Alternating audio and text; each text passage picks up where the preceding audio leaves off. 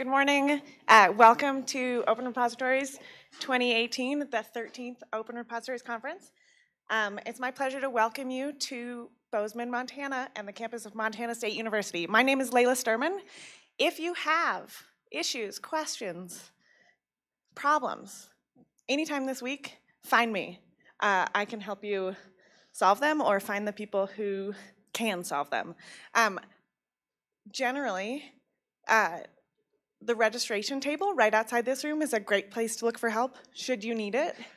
And then the registration table sometime this afternoon will move to room 230, which is just that way. Other housekeeping notes, the bathrooms are directly across the hall if you haven't found them. There will be coffee right behind us at all breaks and tea. And then food just around the corner in the hallway, so don't miss that. Probably the most controversial thing that I'll say all week is that the hashtag for this conference is OpenRepo 2018. So try to follow that. The OR hashtag, although it's shorter and simpler, is used by other people, and we want to make sure that we capture as much of this conference as we can on Twitter. So OpenRepo 2018, try to hold that. That's a typo, sorry. Do what I say, not what I write. The Wi-Fi is either there's an MSU guest network that should be up and running and ready for us, and if you have EduRoam, that's always a great option. If you're presenting in here in Ballroom A, you will be streamed to the web. Hopefully that's happening right now. So hello, Internet. If you are not interested in being recorded or videotaped or your sound being heard, just be aware that that's happening in here. There are video releases at the registration table. Many of you signed them, but just be aware. If you don't want to be videoed and you can avoid it, that's fine. Just know that up here, that's not as much an option. If you're presenting, please show up early so that you can make sure your presentation works. Know where you're presenting, find your session chair, and show up early so that things run smoothly. Their sessions are, if you've looked at the program, hopefully you see that sessions go one after the other very quickly, and people may be hopping between rooms to catch different sessions. So we want to keep to our time frame as much as possible, and uploading your slides early will help with that. In sessions, we have notes documents for every session. There's a link in ConfTool in the program, and so there's open notes, and these also help our remote participants. And if you can't make it to all the sessions you want to go to, there'll be notes. So there are open documents. Please take notes if you are so inclined. The poster reception is right after Minute Madness in this room this evening, and there will be voting. More on that later. So please plan to attend. Tomorrow is the conference gala. There is a yellow ticket in your conference badge. That is a ticket for tomorrow night. If you don't have one and you'd like one, come see me. If you have one and you don't want it, also come see me. It's at the Emerson Center, which is a 15-minute walk toward downtown. I'll provide a map. People will walk together. It'll be great. With that, it's my pleasure to introduce the Dean of Montana State University's library, Dr. Kenning Arledge.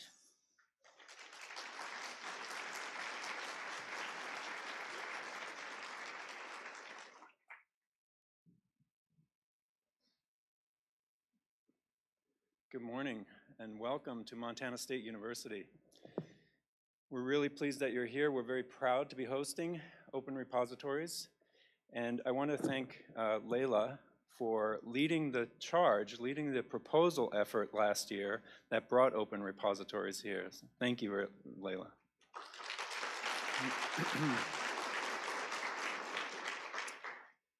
So the theme of this conference is open, and we know what that means, what that single word means in the context of our profession.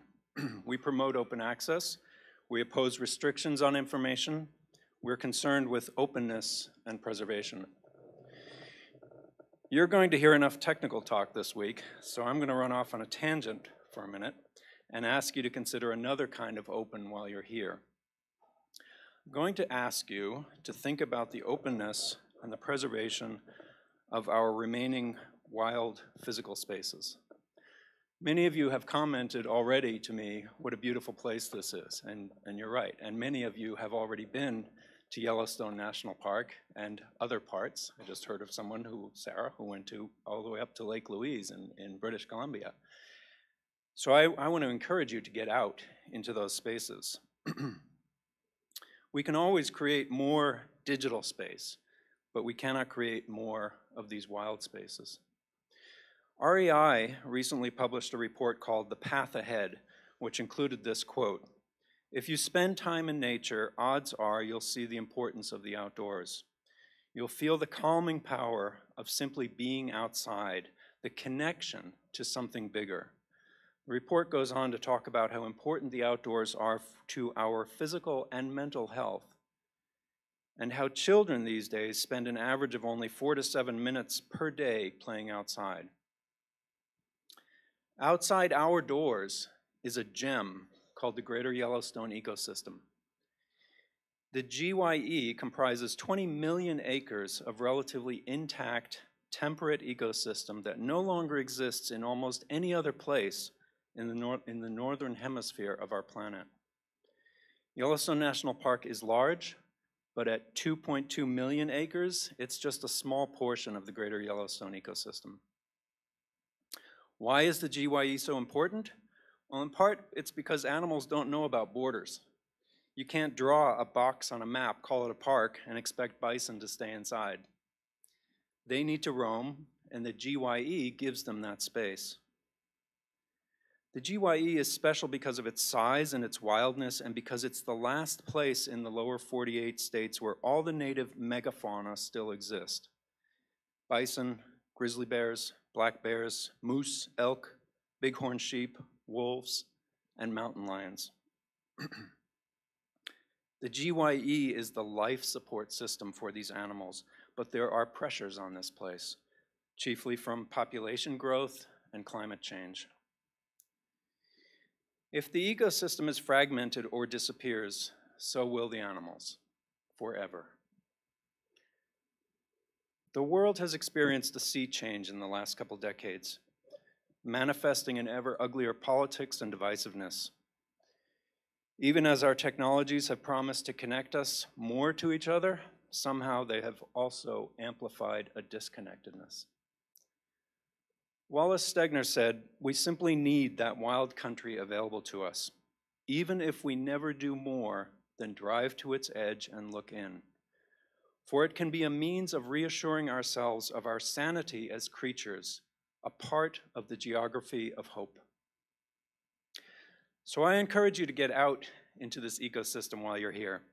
I encourage you to think about how precious a place like this has become, how important it is to the creatures with whom we share this world, and how important that connection is to our own health and our own communities.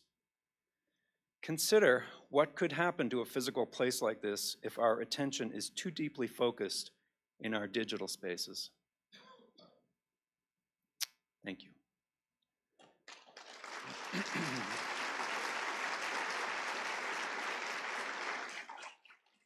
So now I would like to introduce Elin Stangeland from the University of Oslo Library.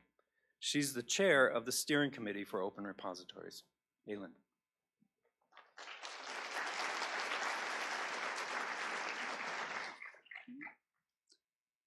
Hey everyone, I realize I need to grow a little taller for this space. I hope you can see me and at least hear me. So I don't know how it feels for you guys, but for me it's like 3 months since we were all, or many of us were in Brisbane. That being said, I'm really excited to be here in Bozeman for OR 2018.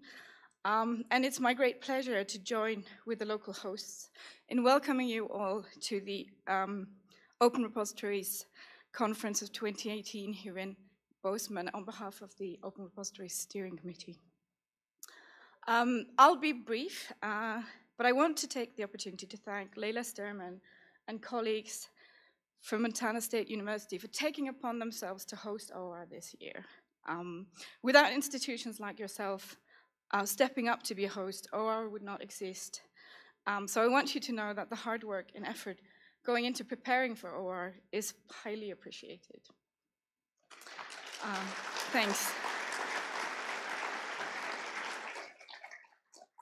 I also want to thank Claire Knowles from the University of Edinburgh and Aviva Weinrau from Northwestern University, who are program co-chairs for this year's Open Repositories, and also the rest of the program committee for their hard work throughout the previous year to ascertain that you've all been able to submit contributions to this year's conference, and to make sure that we again have an excellent program for OR. Having been program co-chair last year, I know how busy this work is, so well done, you guys. It's great to see that everything is now kicking off. I also want to mention my colleagues in the OR Steering Committee who keep the flow running between the conferences from year to year. We do the selection of venues, and we're working in between conferences to make sure that this event improves from year to year. I'm going to be cruel to my colleagues now and asking everyone in the steering committee to rise. And I should have a slide with the names of everyone who are currently on the steering committee. So if you could all stand up, please, that would be great. Thanks.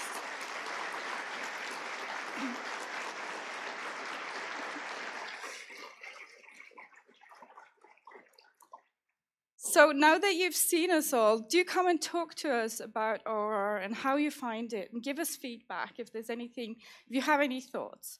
And also, if you're interested in hosting OR yourself and you want to learn more about how that works, come and talk to us. We would love to hear more from you guys. We're also in the process of selecting the host for OR 2020, which we're quite excited about, and the call for host for 2021 will be launched this winter, so just keep an eye out for the announcement for that. Getting towards the end now, I do also want to share that we, this year again, have been able to provide 6 scholarships for people to attend OR and get their fees covered. We also have 1 fellowship this year, and it's the 2nd year we've been doing this. And Scholar Chizoma from the University of Nigeria in Nsukka, I hope you're here. We're very excited to have you here, and I hope you have an excellent conference. Oh, fantastic, thank you.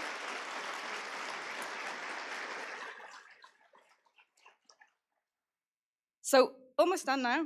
The last thing I want to do is to thank you all for joining us here in Bozeman and for electing to contribute to OR and engaging with this community.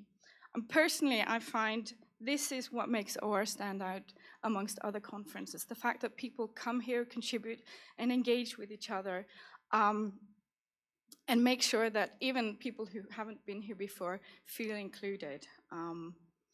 And it's great to see professional connections being made and how also friendship emerges throughout this, this conference. So with that, I just want to wish you all the best for Open Repositories, and I hope that you'll have a rewarding conference. And I'll hand over to Aviva. Thank you.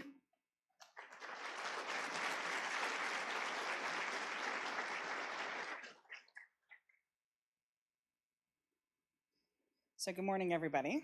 On behalf of myself and Claire, my co-chair, I'd like to welcome you to Open Repositories 2018 in beautiful Bozeman, Montana.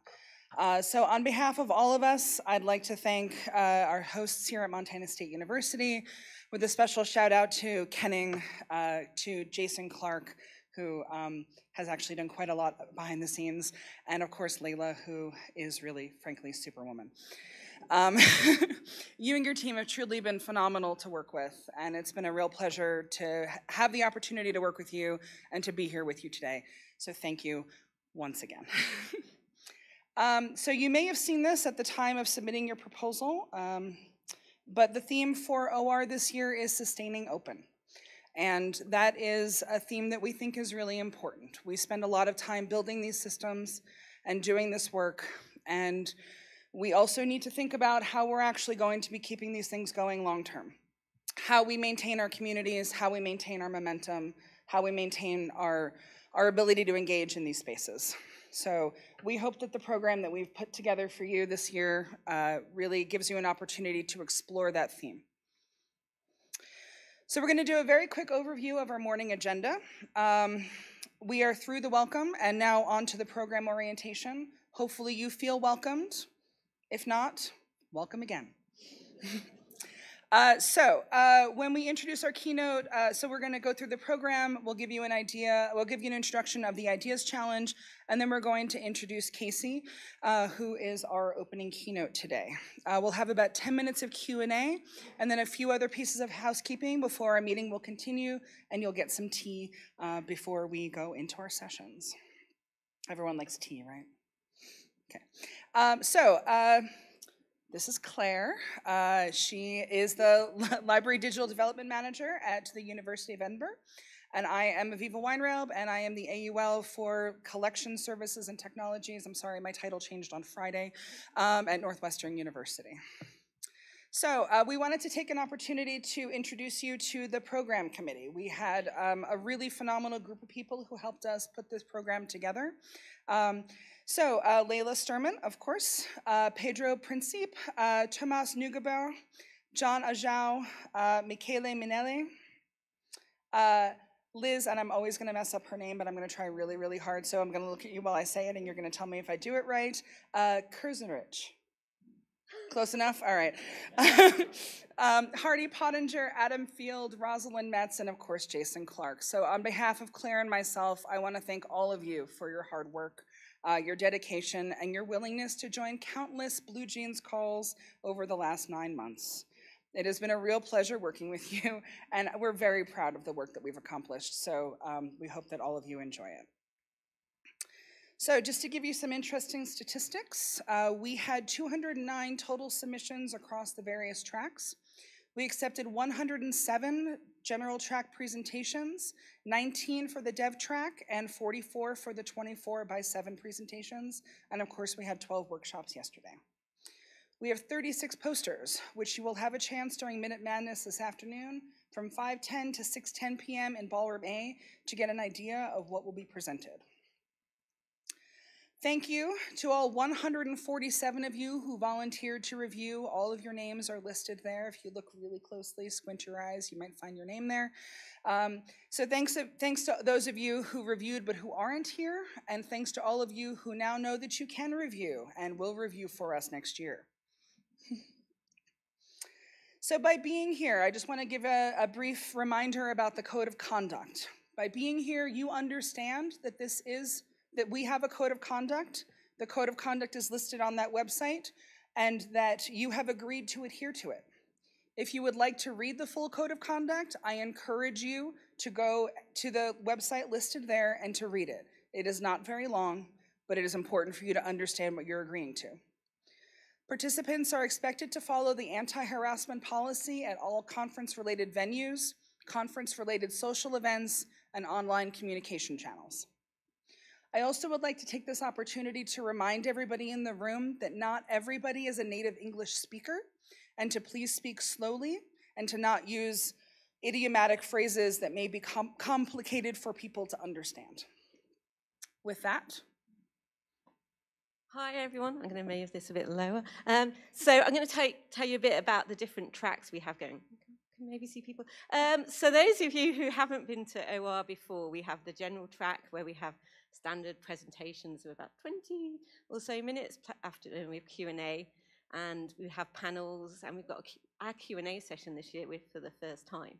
We also have the developer track that we've had for the last few years, and that's for developers and techies or anybody who's interested in what they're doing. You don't have to have that in your job title to go along, to share ideas, hopefully less PowerPoint presentations there to get Think Code running, a few more live demos, get people, you know, excited to see and to test the Wi-Fi.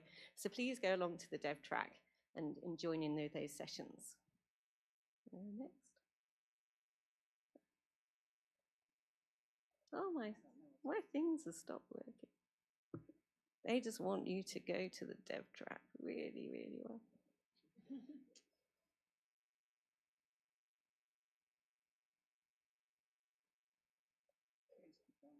Yeah, I can just keep going.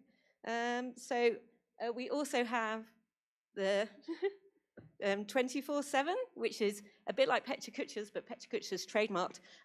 So that's 24 slides in 7 minutes. So those are really fast-paced sessions. If you're speaking at one of those, please get there in time so we can get things timed up. You know, they're really quick, so it's fun for the chairs to keep those sessions going. So please bear in mind with those. Okay, as Layla's mentioned already, this year we want to make OR more open to people who aren't here.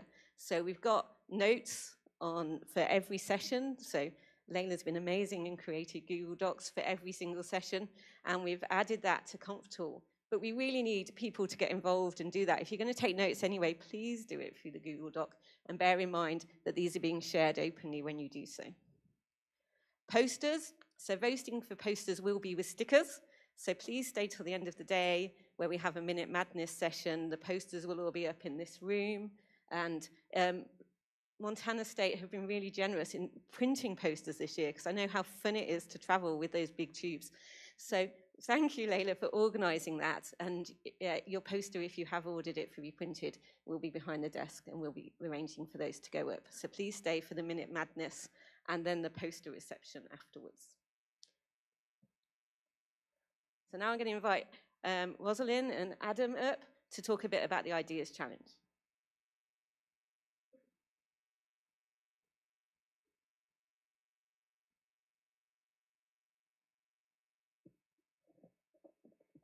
Good morning. I'm still a little hoarse from last night. So thanks for everybody who came to the reception. I just wanted to introduce briefly the Ideas Challenge with my co-chair, Rosie. The Ideas Challenge is kind of an opportunity to think about the problems we share as a community and how we might solve them. We're not expecting to actually solve them, we're expecting to come up with an idea of how to solve them. And we started this yesterday with these user story cards where we've asked you to put down problems or issues you know about. So we're still collecting these, and we'll be collecting them till lunchtime today. And this is just, you know, if you are aware of something in an open access workflow or in a repository workflow where there's some kind of barrier, some kind of problem, and you can express it on a card, please pick them up. There are some on the reception desk, and we have the Ideas Challenge table in the vendors hall where we're there for questions. Pop them in the post box, and we'll be publishing a list of these for you to try and solve. He's like way taller than me. So once once we have all these challenges, problems, depending on who you are, collected, we will be putting those on a sheet which is linked here. It's a bit.ly link, Ideas Challenge 18. And you can go ahead and take a look at that curated list. You'll want to form teams. We have stickers to help you do that. If you are looking for a team, we have a nice circle sticker we're happy to give you so people know that you are looking for a team. Once you find a team, we also have lovely stars, and you can get your stars together and they can all be the same color and you can feel a togetherness with your stars. And then you'll look through that curated list of challenges and problems that Adam and I will be diligently entering in because you gave us a lot of problems last night. And you can get together, discuss a solution, and create a 3-minute pitch to throw on Thursday afternoon. And you will do a presentation to everybody here in this room. We have the scoring sheet up, so some of the things you'll want to know when it comes to putting together your teams and your presentation. We're looking for realism and sustainability. After all, this is about sustaining open, so we want to make sure that it's real and sustainable. The impact of the problem, how big is that, the impact on the problem? We're really looking for team diversity, people who are new to the conference, people who are developers, people who aren't developers, people who have never had meetings with one another, those types of things. And then the presentation itself. You might want to find somebody who's a really good presenter. This year we're giving bonus points for your demonstration. So if you can build a fully functional prototype, you are amazing. You get a lot of bonus points for that. Clickable demo, wireframes. But if you're doing a spoken presentation, that's also fine. You can see the points up here. We weight the various categories. So you can take a look at this. All of this is up on the Ideas Challenge page on the OR site, which is that link in the bottom. So if you have any questions, you can find Adam or I at the Ideas Challenge table.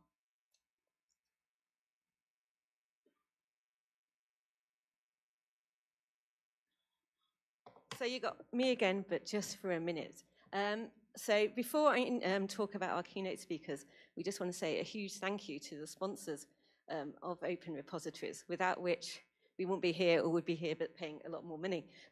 So we'd like to thank Atmire, one of our main sponsors, along with Montana State University Library, Ex Libris, DCE, For Science, MDPI, ePrint Services, Lyrasis, and our partners, CNI, and the Council on Library and Information Resources. Thank you very much to our sponsors. We also have coffee break sponsors to help keep us going throughout the day and between sessions. And that's Spark, the Mansfield Library at the University of Montana, and Duraspace. So thank you very much to them. So a bit of an introduction to our keynote speakers. Asaf Bartov is going to be our closing speaker on Thursday.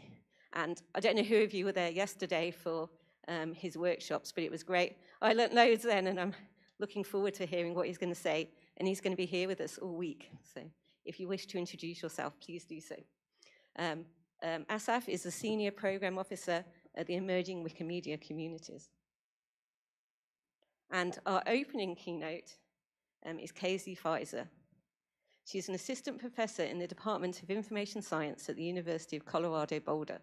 A scholar, computing research, and legal scholar, she holds a PhD in human-centered computing from the Georgia Institute of Technology and a JD from, I'm not going to say this right, Vanderbilt, is that right? University Law School. And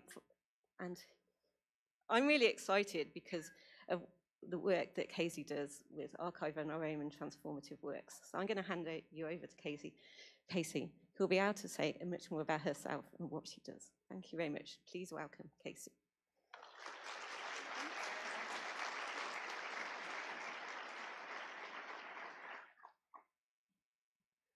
Hi, I'm actually going to start talking while I do the awkward laptop switching thing. So I am currently a professor in information science at the University of Colorado Boulder.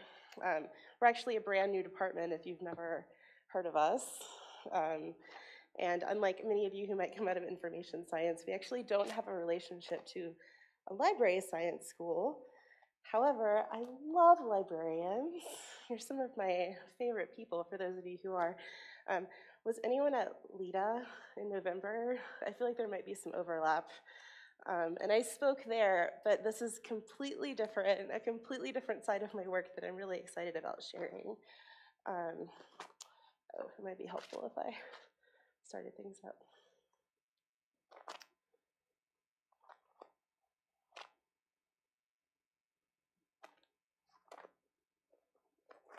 All right.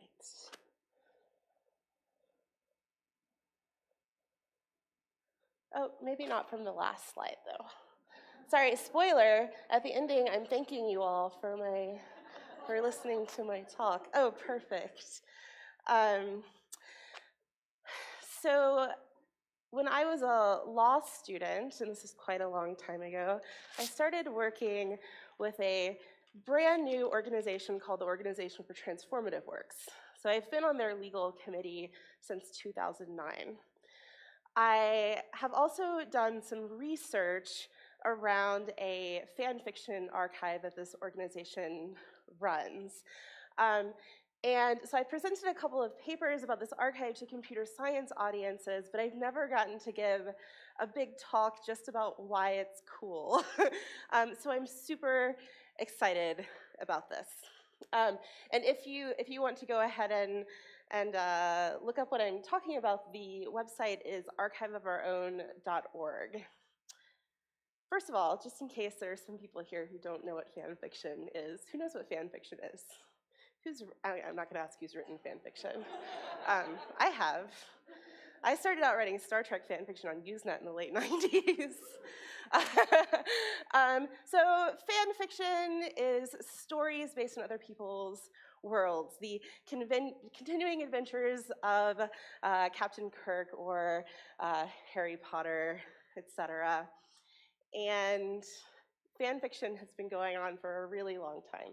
It was not invented with the internet. Some people trace media fandom back to like Sherlock Holmes book clubs, though really what we think of today as media fandom started more with original Star Trek, and people were creating zines in the 60s and later, still some today. So if you were writing fan fiction and you wanted to share it with the community, we're talking staples and stamps. A little bit later, Xerox machines, maybe you're passing things out at conventions. And so imagine how amazing it was when we had the internet and you could share with everyone. And Usenet was a really popular gathering place for fans in the 90s. There's been a lot of migration of fan communities, which I'll talk about a little bit later as well. Email lists were very popular in the early 2000s. LiveJournal became a very popular place for fan fiction in the mid-2000s.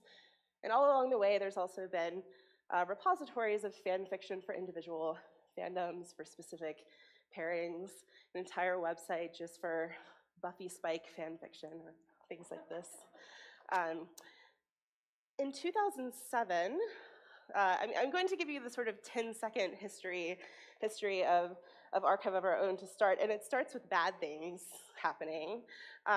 So the first one was that LiveJournal, which was a big gathering place at the time, had some policy changes that made the community feel unwelcome there. Some design changes as well. Definitions of what constituted obscene content, for example, and a lot of journals were deleted by LiveJournal. And if there had been hashtags at the time, it would have been hashtag strike through. It was this big thing, and basically a bunch of people left LiveJournal mass exodus.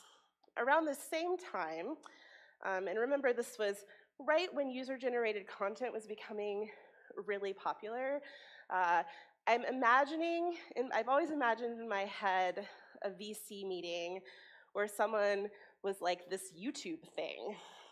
So this is great. All of these people are creating content for free, and we have figured out how to make money from it, and we need to figure out what the next YouTube is.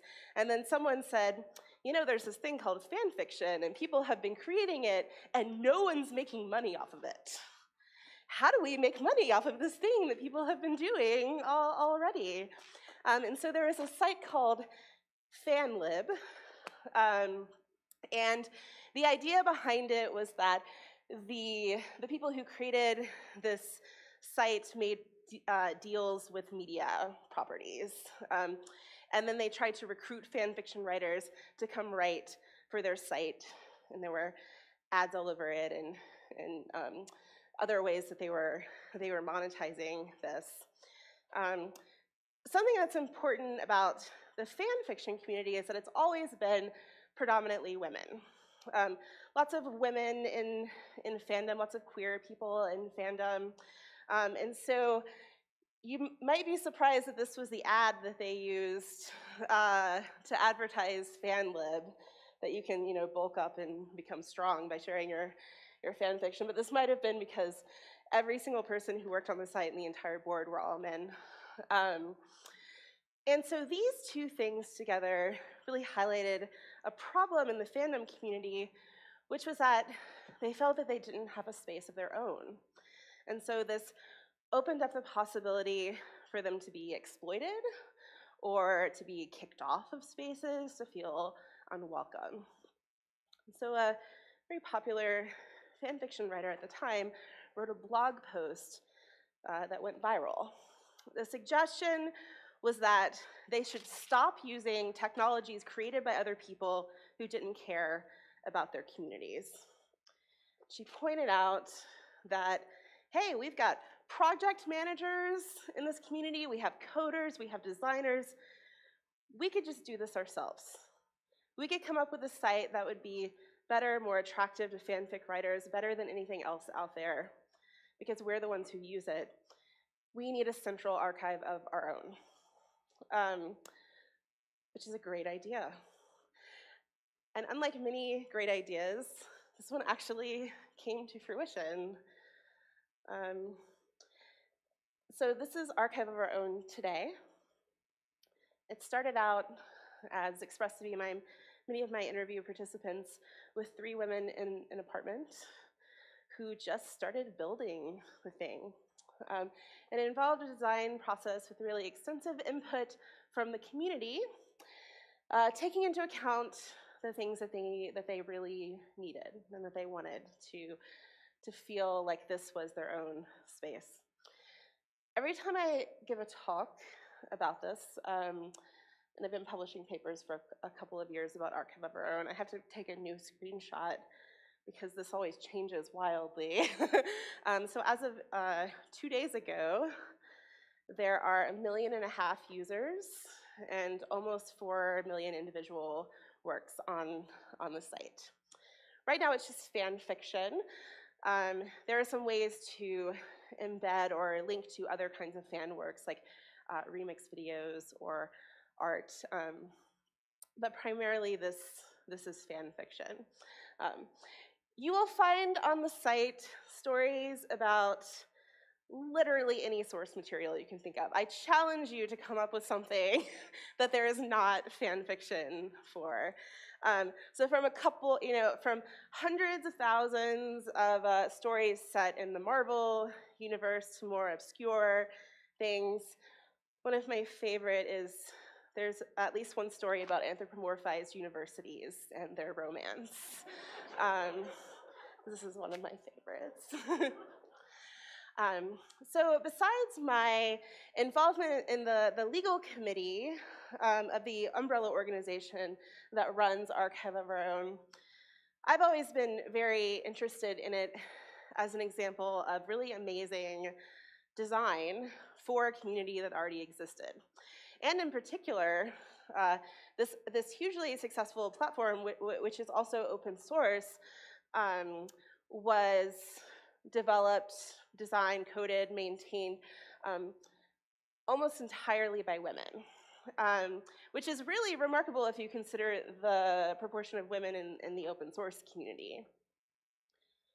So I was very interested in learning more about the design process behind this community, and over about a year, I did some related research studies, and overall talked to about 30 people, both people who have worked on the development of the site, people who staff it in various ways, and users, about how this all works. How is it designed? How is this happening? And what are the things that are different about it than other kinds of similar sites? I was thinking about the things that might be interesting and important to this particular community, and I came up with 3 actually quite related themes that I'm going to talk about.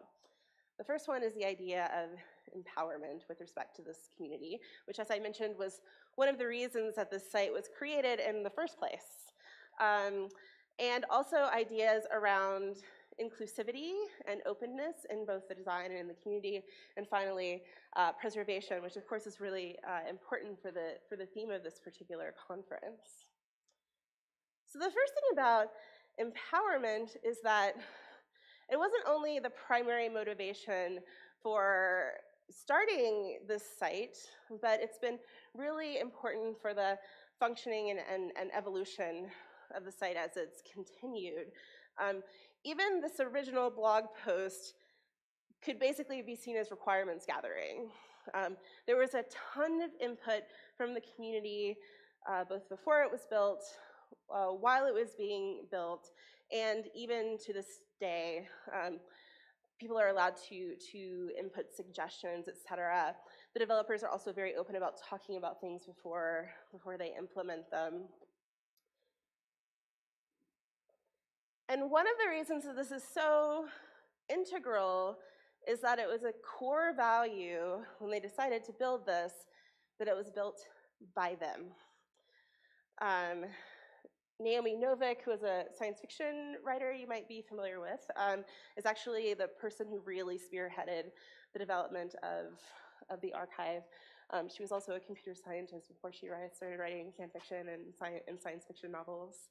So she pointed out that we needed to say, this is the front page of our community, this is us, this is for everyone, this is what fan fiction is.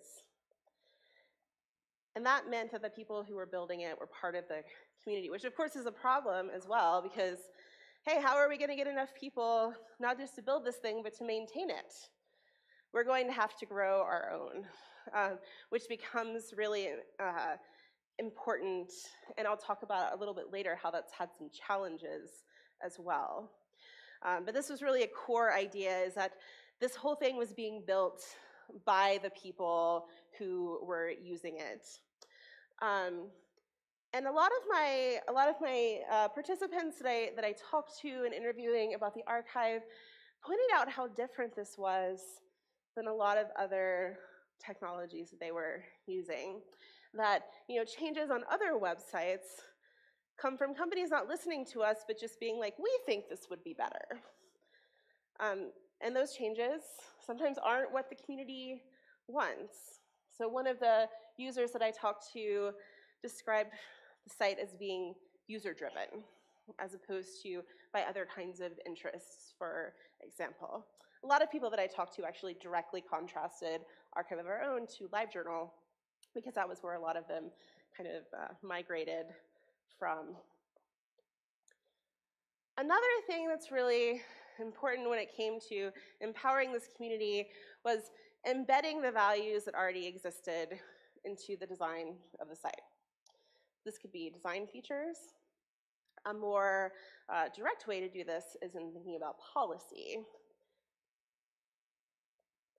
So one thing is that there is a mission statement that is quite clear about what the organization is, what it does, what they believe, which is actually then really important, because another part of the kind of mission around the Organization for Transformative Works in general, which is the nonprofit that helps run this, is that we believe that fan works are transformative, and that transformative works are legitimate. This means both that fan fiction is not a thing to be poo-pooed. It is a legitimate art form. It's really important. Also, it's legal. Of course, how I got into this whole thing is that I am a copyright scholar as part of my work, and of course, one could have debates about fair use, fair dealing, and fan works, but I will defend it to my dying breath that it is almost certainly certainly fair use, though of course this becomes complicated in certain kinds of situations. But one of the things that the organization is devoted to is preserving the legal rights and advocating for the legal rights of fan creators. They also reiterate these kinds of values-based things in their terms of service. A few years ago, I did a study of terms of service for lots of different social media and user-generated content sites. I was specifically looking at copyright licenses, but one of the things that I was thinking about was, how readable and legible these kinds of documents are. An archive of our own is one of very few terms of service out there that has plain language explanations for things. It not only presents it in a readable way, but tells you why things are the way they are by having, for example, a list of things that we believe. Something that can be really difficult in thinking about any kind of archive is content policy. And this is something that has been really interesting with respect to the evolution of the archive. Again, one of the things that originally sparked it being created in the first place was there are some places where we feel unwelcome because, for example, they might change where the goal lines are for what's considered obscene content. So there was a very specific decision made at the beginning of the archive, which was that the line that was drawn for content was legality, and that's it. There would be no value judgments about what was allowed on the archive, which is something that is included in the terms of service by mentioning that unless it violates some policy, which could be, again, legal things like if it was copyright infringement via plagiarism, or if it was harassment, et cetera, that we won't remove content for offensiveness, no matter how awful, repugnant, or badly spelled we personally find the content to be. This is sometimes a difficult position to take. Being on the legal committee, we often get sent abuse tickets when someone says, hey, this story is terrible. This is a thing that should not exist in the world. And then we have to draw straws and see who's gonna go look at it and see what it is. But if it's not illegal, it can stay. This is, again, difficult decisions to make, but the problem is that if you make you have to make a value judgment somewhere if that's not where you're drawing the line. And there are some people who would find fan fiction that was adult in nature at all to be bad. Some people would find a fan fiction about queer characters to be bad. And so this is a way to specifically state that we are not making the value judgments here. However, it's still really important that people be aware of what they might come across and that we do our best to protect people from things that they might find upsetting or triggering. And so there are some design things that have gone into dealing with this. And these were also based on the values that already existed in the community. So here's an example of a fan fiction listing. You'll see there's these little icons up there, and they all mean different things. G means that it's G-rated. There's a rating system. The little circle means that it's a finished story. Because the worst thing is to read a story, and then it is not finished and hasn't been updated in 10 years. So this was something that like the community had decided is really important to know. And the little explanation point means that there is a warning, a required warning on this story. So years of people writing fan fiction and posting it in various places had solidified the kinds of things that people warn for. And we already knew kind of what those were. Things like graphic depictions of violence or major character death, these kinds of things. And so the way that this is built into the content system is that if any of these things exist in your story, you have to mark them. And if you're not sure, or if you're afraid that whatever that thing is might be a spoiler, or you just don't want to, then there's a box for choosing not to use warnings, which then basically becomes a read at your own risk kind of thing. But a lot of the things actually in just the way this information is presented were kind of based on the conventions that already existed around how people categorized fan fiction. Another thing to think about in terms of design is whether you can design to influence or to push values in a certain direction that might be important to the community. One of the things that came up in this initial blog post was, well, is it going to be okay for us to remix remixes? Like, can we write a sequel to someone's story? And some people were saying, oh, you need to make that so that it's not allowed.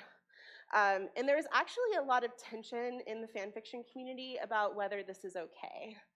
And then some other people will describe it as hypocritical. Well, oh, if you're remixing Harry Potter, then obviously someone should be able to remix your remix of Harry Potter. Though there's still some kind of debate around this.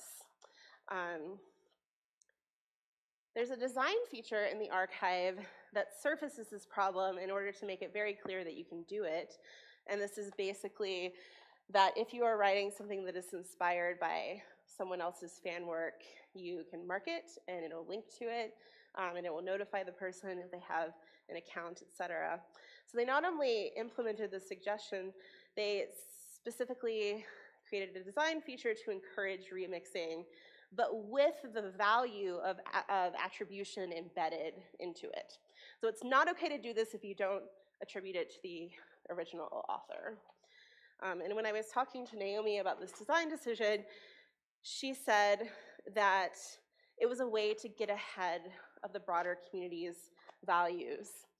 Another interview participant that I talked to used to run a Harry Potter archive in the early 2000s and said that they did a very similar thing with getting ahead of values around whether queer fan fiction was okay by making it a very explicit category in their archive. So the next thing I want to talk about is inclusivity and openness. And actually all of these things tie together quite well. Archive of Our Own has a diversity statement that says, you are welcome here. Someone that I talked to said, you know, at some point we had to decide who can use the site, like what is a fan? And we decided, if you think you're a fan, you are a fan. Everyone is welcome here. And a lot of people that I talked to mentioned this culture of inclusivity in fandom as a whole, but then really appreciating how it was implemented in AO3. So some of these are things that you might think about. So for example, there's a lot of attention to accessibility on the website. Considering that it's built entirely by a team of volunteers, it is more accessible than many websites that have lots of money behind their development, for example. So developers mentioned this to me, that they do a lot of work to get feedback from people who use assistive technology, for example, and some of the users as well mentioned how well this works. For example, appreciating the thought that was built into it, particularly for things like people who have vision problems, use screen readers. And unfortunately, this resource problem does mean that they haven't been able to do automatic translations for stories or even for the entire site. That's a rather difficult thing to do for volunteers. However, what they could do was get people who use the archive to volunteer to translate it. And so because fandom is international, it's not just English-speaking writers and readers, there is this small army of volunteers who have translated all of the documentation on AO3 into over 20 languages. The site also supports fan translations of stories. So just like you could do the remix thing with attribution, you could also create a translation of a story that already exists and add it to the site in that same way. The next thing is one of my favorite features of AO3, and I get this kind of like librarian geeking out about this particular thing, which is the search system on Archive of Our Own, which is a curated folksonomy. This is actually what people talk to me about the most when I would say, hey, what do you like about AO3? Oh my God, it's so searchable. It's amazing. But also they're not limiting how I can categorize things or how I can search for things. So this shows some of the more popular tags on the site. So when you create a story, you can tag it using whatever words you want. You can use things that people might use all the time for kind of genre conventions, but you could make up your own words if you wanted to. You could describe characters in the way that you want to, situations in the way that you want to. And of course, that would seem like it would create a big problem for searchability. Like, this is the trade-off, right? So if you have check boxes that you can check, then it becomes a very automatically easily searchable site. If you let people use open tags, it becomes more difficult. So while this may look like the tags on any other site, what's behind it is this complex infrastructure that's supported by an army of volunteers. They're called tag wranglers. And what they do is there are people who are assigned to certain fandoms, and they go through and say, oh, this person tagged mermaid, and this person tagged merlady, and those are actually the same thing. And so behind the scenes, we're connecting them, and now there is mer people, and all of these things are part of mer people. One of the reasons that this was important, one of the developers that I talked to said, we knew that people wanted to call things by different names. So if you wanted to write a Buffy Spike fic and you wanted to call it Spuffy, we didn't want to stop you from doing that. Thinking about how to manage creating tags particularly for a infinite universe of source texts, what people want to be able to say, they thought that this was really important. And so they embedded this tagging system in from the beginning. But it never would have worked if they didn't have enough volunteers. There's no way. It probably would have been the death knell for the site if they hadn't gotten enough volunteers to do tag wrangling. But it's been running along quite well.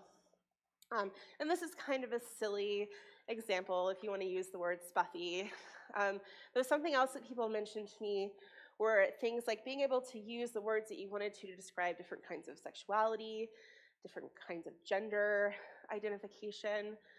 And people saw this as a way of promoting inclusivity on the site and another way of being open to all kinds of people who might want to use it.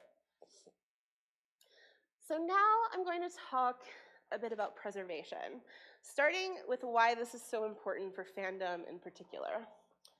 So just a few months ago, I conducted a large-scale survey of fandom participants about how they've migrated across platforms over time. So the requirement for people who were participating in this survey was that you had to have been in fandom in some way, even non-consecutively, for 10 years or more. And you can see from this graph that there have been some very popular platforms that have been kind of gone away. It makes sense that something like Usenet is not really popular much anymore. So email lists, again, because we've just gotten better technology. Because fandom is this technology agnostic community, it means that they're not tied to any particular thing. It's not like, oh, the community of YouTubers are on YouTube. Like, if YouTube went away, they might go to somewhere else, but it wouldn't quite be the same. Whereas fandom kind of migrates with technology. You lose things along the way, of course, and that's actually the problem here.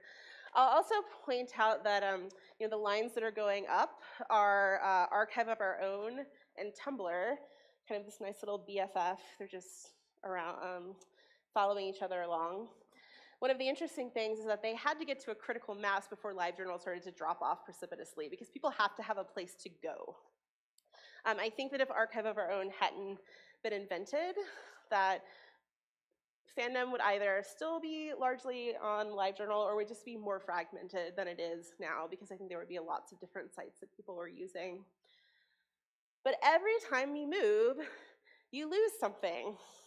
So if we have 100 different fandom-specific archives for Tolkien and Harry Potter and Star Trek and Buffy, and then one of them shuts down because it was run by some random person when they were in college, and then they got a job and didn't have time to run it anymore, or you weren't able to pay for the server anymore, and then it's just gone. Or it might be even worse. It might be something like all of GeoCities just being gone. And GeoCities had a lot of fan fiction on it, and then they're just gone. So this is one problem that was really important, the idea of preserving fan works, and also preserving fan history. How many of you know what fanviding is? You ever heard of this term? So what you might think of today is like a remix video. So people, splicing together pieces of TV shows or movies, or lip sync readings, or remix videos are huge now, right? And when YouTube became a thing, like around the mid 2000s, there are all these news articles that are about like, oh, this amazing new art form of video remix. And it's like, well, women in fandom have been doing this since the 80s using VCRs. So fanvids are actually a really, an art form that have been around for a long time.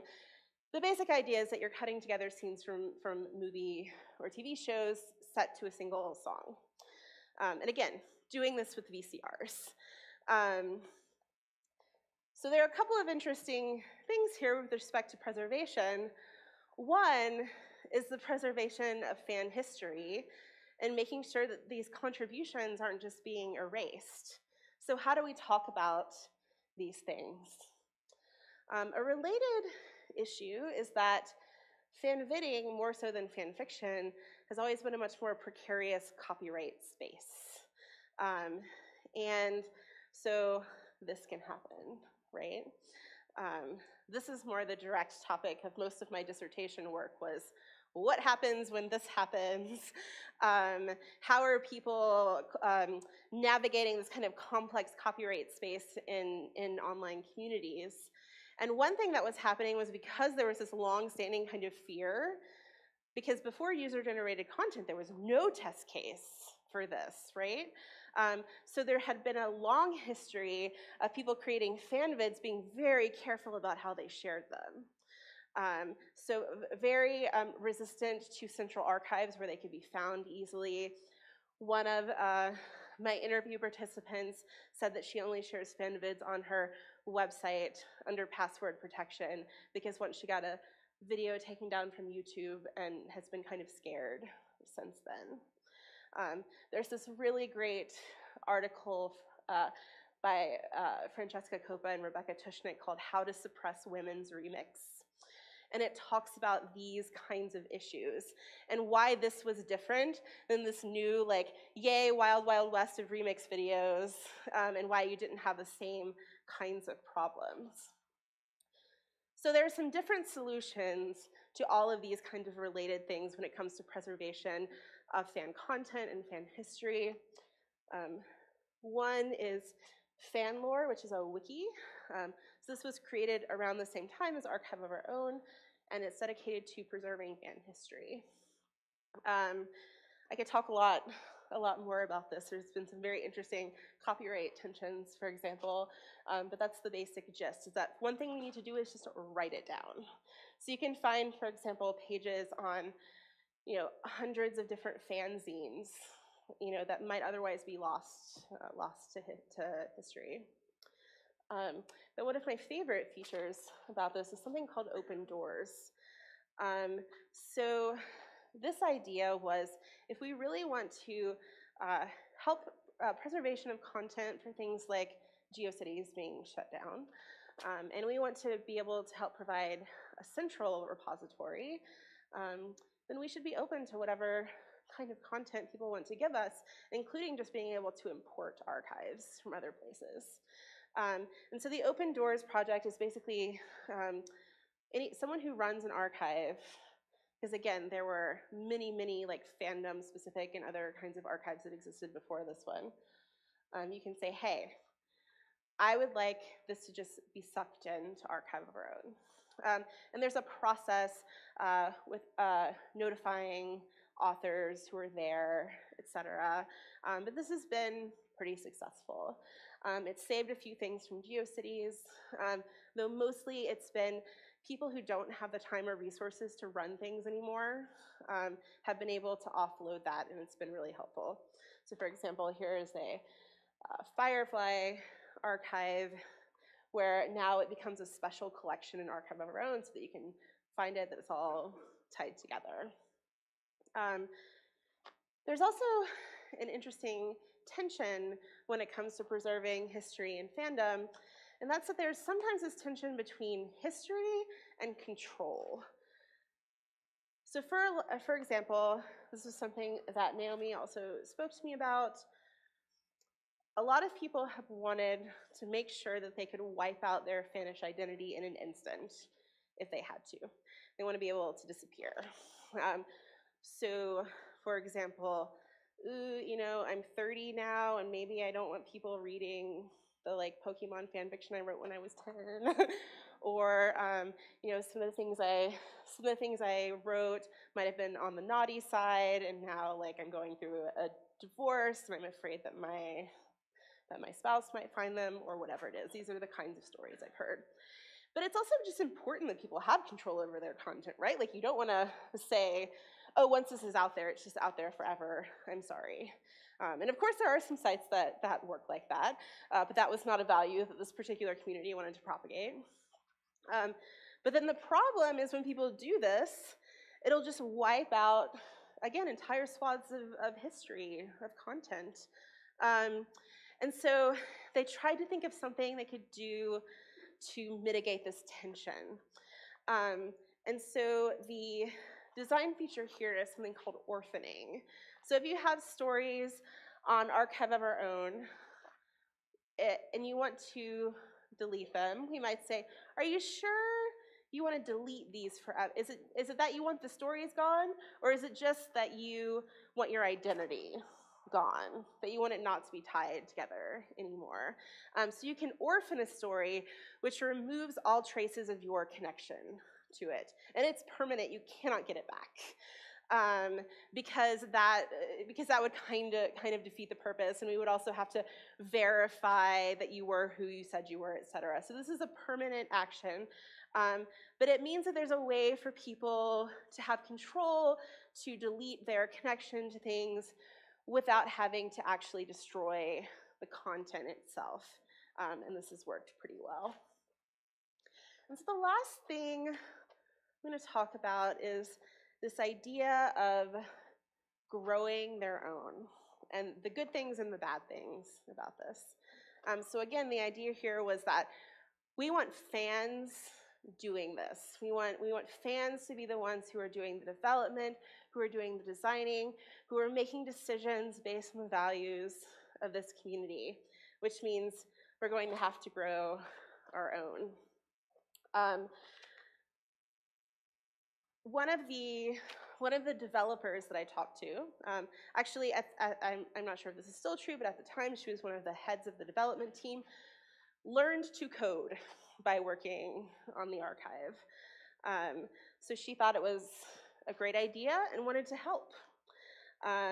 She already kind of had this interest in learning. She'd been wanting to learn Ruby on Rails, but this gave her an excuse, and it was something that she was passionate about. And I heard this story a lot. One of the things that's really kind of remarkable, again, about this is that, you know, we have this lack of women in computer science in general, but particularly in open source communities. And of course, there's been a lot of research about some of the reasons for this. Open source, some other projects, Wikipedia, have this kind of acrimonious culture that sometimes can drive women away in particular. Happened to me in both places, actually. So one of the things that was different about this environment was that it was not like that. So I talked to a lot of the people who worked on the development at various points, and they would tell me these really nice stories about coming into the project, that, you know, they weren't being, bad things weren't happening when they messed up, but they were being allowed to fail. One of my participants described this as being a loving environment. She was specifically contrasting to other open source projects she'd been involved in at the time. And this also wasn't super surprising because what had happened was the broader culture of fandom around this same kind of thing was making its way into a technical development process. There's been a ton of research about fan fiction as a place for learning literacy skills, for example. And some folks in my field wrote a paper a few years ago called Thousands of Positive Reviews, in which they were looking at the reviews of fan fiction on fanfiction.net and were kind of like, wow, everyone's so nice. And there's always been this kind of culture of being encouraging. I mean, of course, there's harassment, there's bad things, there isn't literally anywhere, and this is not immune, but if you compared it to a lot of other places, it really would look a lot nicer. There's also been a long history of people learning technical skills around things like HTML and video editing just so that they can contribute to the thing that they love. So the idea that I'm going to learn to code so that I can help with this archive because I love it is really kind of powerful. And this was something that was appreciated by the people who use the site too. They could see it, that the people who were involved in the running of the site were doing it because they loved the community, that they weren't going to make changes like adding advertisements, that the whole thing was a labor of love. So this is one of the things that kind of makes the whole thing go. Of course, there are challenges to this as well. So one is that, again, you need an army of volunteers to make this thing work. So if we ever ran out of tag wranglers, I don't know what we'd do. Also, this idea of training up new people while also working on the archive sometimes results in an expertise bottleneck. So there's been a fairly significant burnout rate among developers because of this. So I need to be doing things to help the archive, to build new features, but also I'm training other people, and that's a lot of work. So this is something that I have been thinking about how we might better support this kind of thing. I've also thought a lot about what kinds of lessons could we learn for other kinds of communities. Like, is there something here that's like the key to making open source friendlier to women, for example? I don't really know the answer to that yet. But I do think that something that it suggests is that a community of people really can build their own thing. That if you get enough momentum behind it, what was instigating all of this computational learning, all of this work, etc., it was, we love this thing so much, and we love this community so much that we're going to put in the work. And it's been sustainable. So I went into beta in 2008, so 10 years now, and there's no signs of slowing down. In some of all of the sorts of things that I've talked about, I think this is a really great example, not only of these kind of values around openness, of a repository like this that could be really successful, but of the power of community in doing something together and all of the good things that could come out of it. So I want to briefly thank co-authors and collaborators that I had on some of this work, particularly my PhD advisor, Amy Bruckman, who also funded me while I was doing some of this work. If you want to learn more about a lot of the things that I've talked about, these are 2 papers that I've written about this, and yay, open access, everything's on my website. And I would love to take questions, as well as you're welcome to talk to me any other time about any of this. Thank you.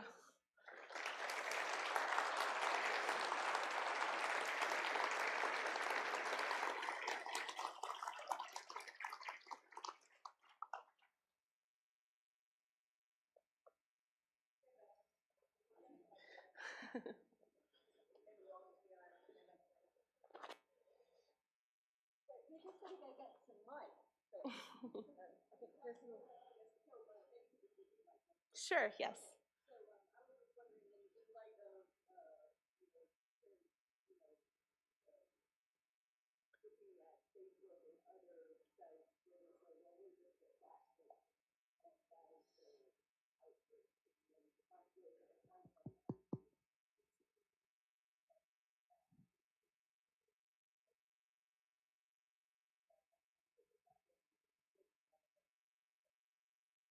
Yeah, so the question is whether there's a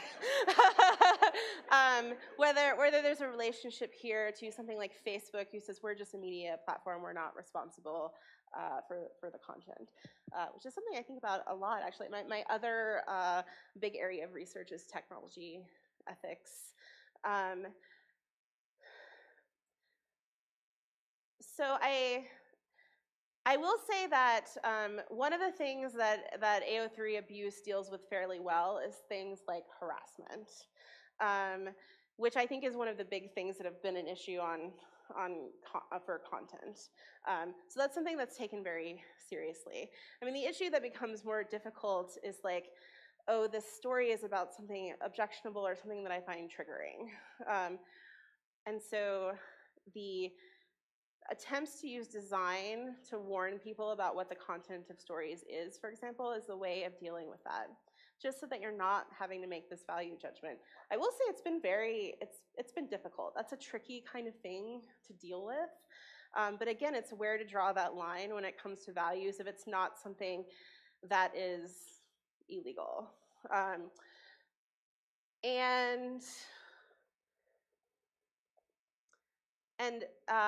So the related thing to that is that if someone does break these rules about what has to be warned for, et cetera, that's a terms of service violation. So at the very least, we can make people aware as much as possible. But this is it's a really tricky thing, particularly because this isn't like Facebook where it's like, oh, we don't care about the content. I think people do care and feel connected to it. They're just not wanting to make policy decisions about what kind of content is objectively bad.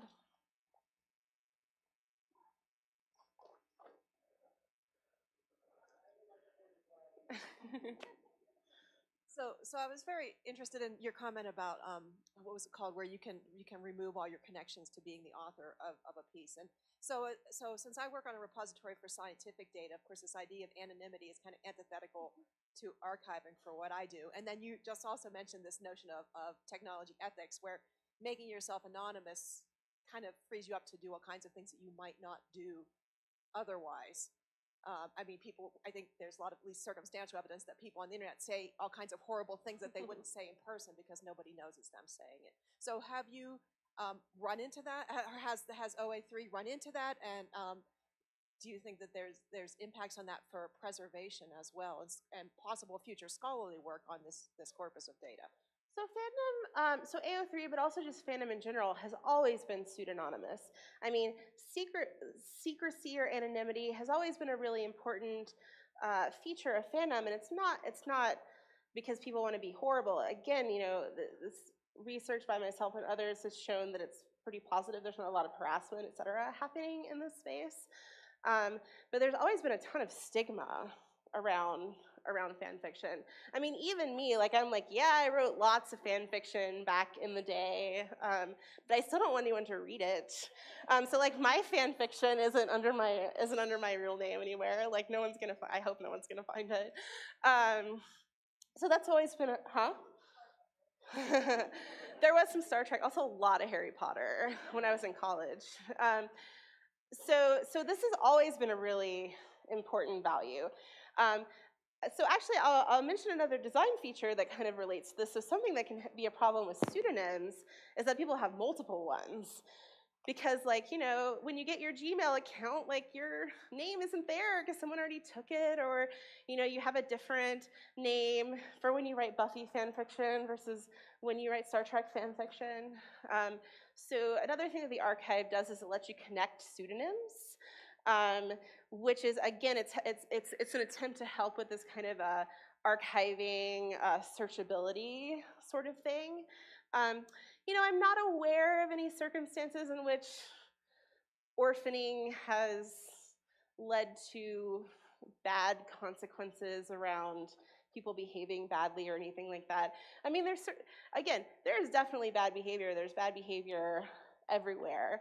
And if anyone sees it, like legal does occasionally, like if it's really bad, then it's going to come to us eventually. And it's so rare that I hope that means that it's not happening a lot, but of course it is. But I will say that this value around pseudonymity is so important that I won't speak for everyone, but I'm pretty sure that there would never be any kind of real name policy or anything in fandom. And again, lots of trade-offs. I mean, this is a huge area of research in social computing right now. These trade-offs between dealing with harassment and anonymity and all of these reasons why people might want to be anonymous. That's not because I want to be mean to people. So I do think it's an interesting area for research too.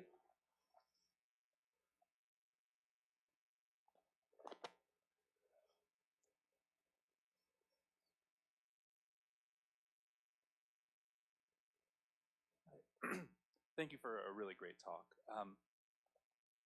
When it comes to issues of content that might commonly fall under the definition of hate speech or incitement, is that something that falls under your harassment policy, or would this be considered a values judgment?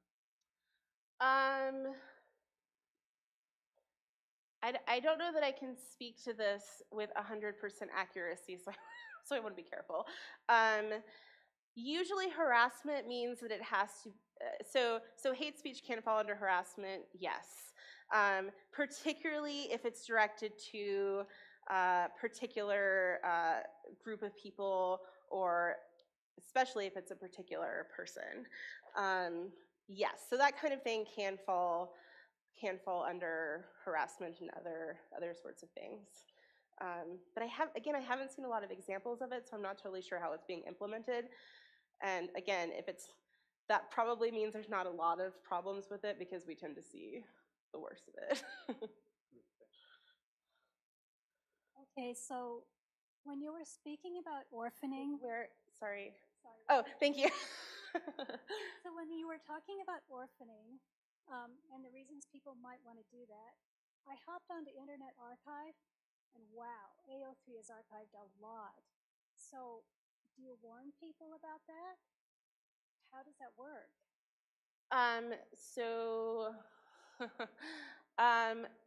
Again, I'm not sure that I can speak to this 100%, because it's not really something that's come up much. Yeah, honestly, I could speculate, but I'm afraid to, so I'm not going to. But that's actually a really good point. I mean, this is true for any kind of content online, is that it might be archived elsewhere. And that's that's a whole other, like, oh, let's preserve history, but also people's control. Though unfortunately, we're not running that site, so.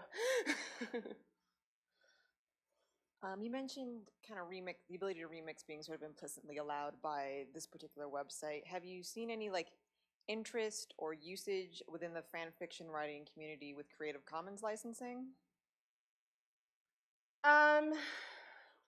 So the archive itself has a Creative Commons license on it for all of its documentation, etc.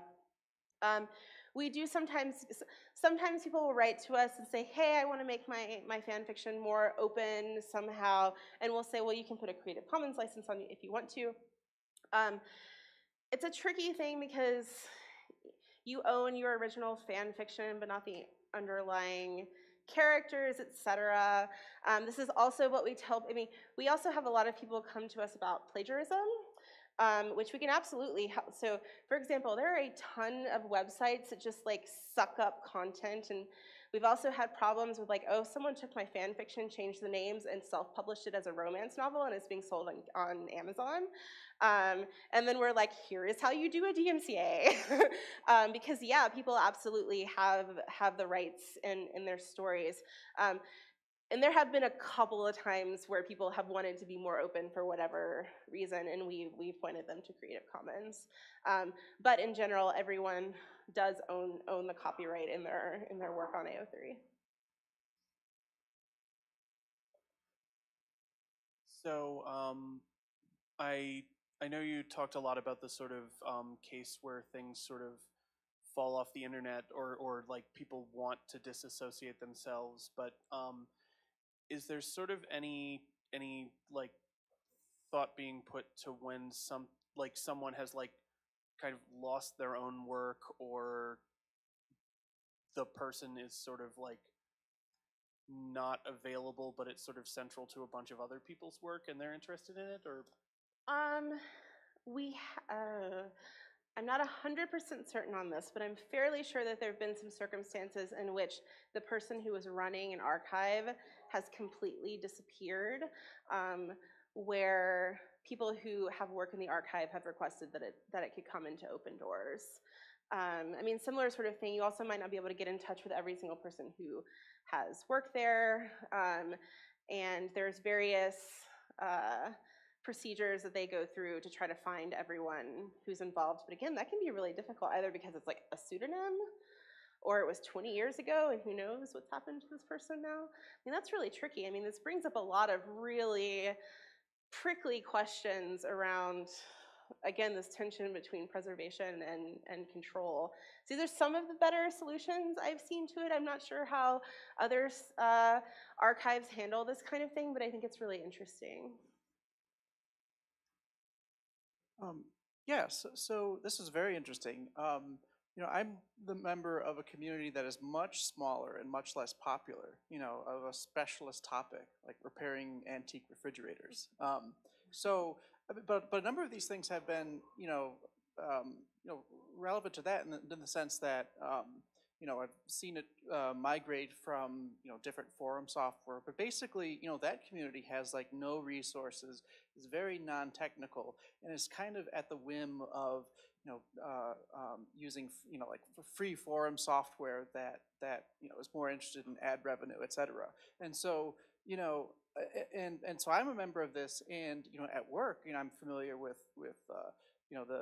different, techniques for preservation and such. And so I'm just wondering, in that kind of scenario where there's a very small but passionate community, and, I'm like the only person who is, somewhat technologically conversant. I mean, what would you recommend that someone in my shoes do to make sure that that community doesn't die out? That's a really good question, because it was nice that this was a community that was big enough that it had enough people who knew enough of the technical skills to be able to get things started. Something that I suggest in one of these papers with respect to this problem is, what would happen if we took some of these communities and kind of helped them join together? So like another example that I use of a community who built something for themselves is Ravelry. So for knitting, it's a little bit different. I read somewhere that the person who came up with the idea had lots of kind of systems requirements, et cetera, and her spouse was a developer and kind of helped get the thing running. So what if you didn't have that? So what if like you could take knitters and fan fiction writers and refrigerator repair people and connect them in somehow so that they can support each other?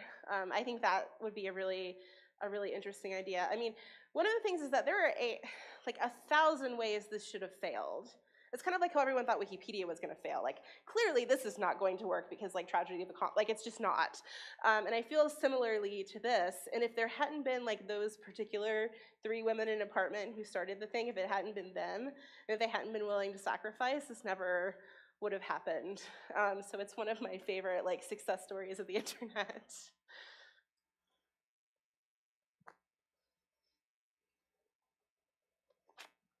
Good morning. Thank you for your talk thus far.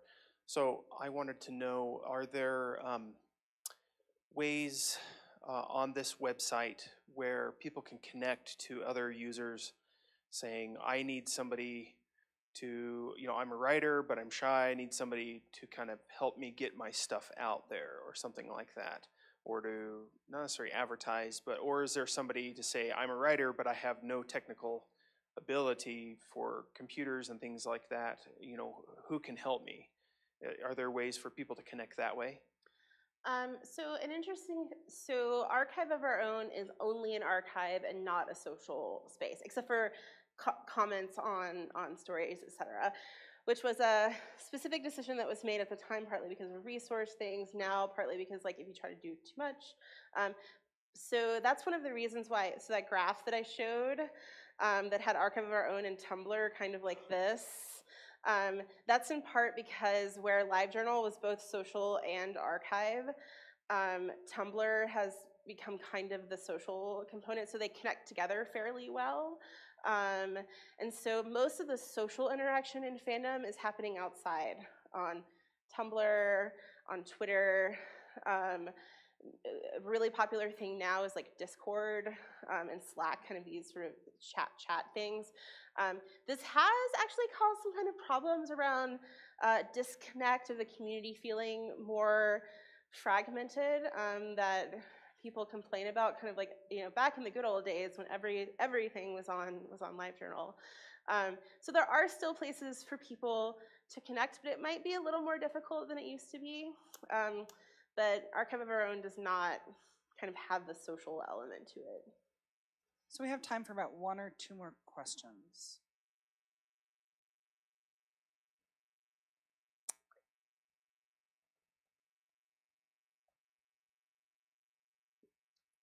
When you talked about a loving community and sort of people learning to code so that they could support the community and the things that they like, that really resonated with me. But I would have naively assumed that developers working on lots of open source projects would have felt that way. Like, I would expect the Linux kernel maintainers to love what they do, even if they're being paid for it. Mm-hmm. Can you talk about like maybe differing motivations and relationships to projects? So that's a great point. And I mean, the first paper that I wrote about Archive of Our Own, I presented as like, hey, you know, if a community of people needed a thing and they were going to build it, like, what would that look like? And, you know, the example is basically open source. Though the community of people in open source tend to be developers, programmers already, who are then building something. So, I mean, there are ways for newcomers to come into open source, but then there's all this research that shows how it's really difficult. And I haven't researched open source myself, so I'm basing this on other people's work. But again, this sort of acrimonious environment, and I'm sure not every open source project, for example. So I think there are a lot of parallels. But something that's different here is that we're talking about people who had no, at least for the newcomers who are coming in, who didn't already have any kind of programming experience. So it's not like, oh, I know how to do this thing, so I'm going to do this thing in this context that I love. It's, I'm going to learn to do a thing so that I can do it in this context that I love. Though I would imagine there's probably other examples too.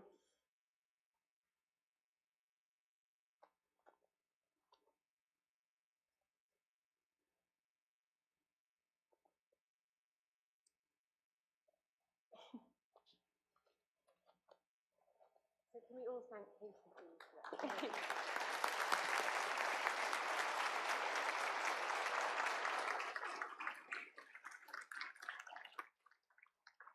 So thank you all very much, and thank you again to Casey. That was great. And we're done now, so you now have time for coffee and water, and then we're back after the break, and that's when we're splitting into our different streams. Everything is up to date on the website for the program. We're in rooms all in this building, so it's all really close. So please go to that and make sure you're on time so we can get going and keep things on track throughout the day. Thank you.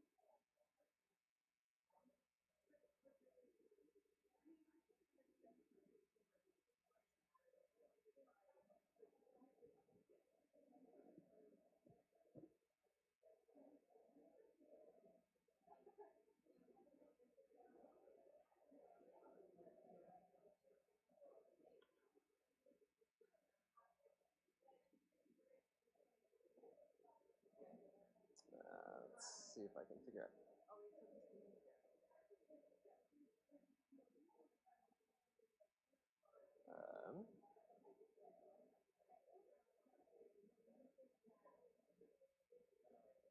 Okay, it was just taking a minute to come back.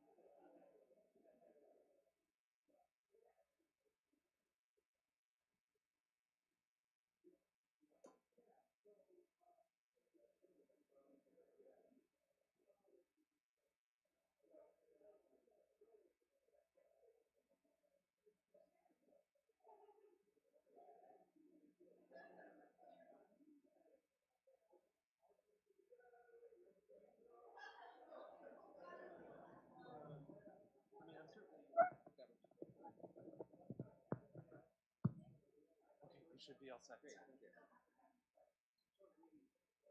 Yeah, no, it's hard. I mean, I guess I don't know how big the room is going to be and how many people. I mean, I guess it's one of the rooms we were in. Trying to encourage people to set up at the front.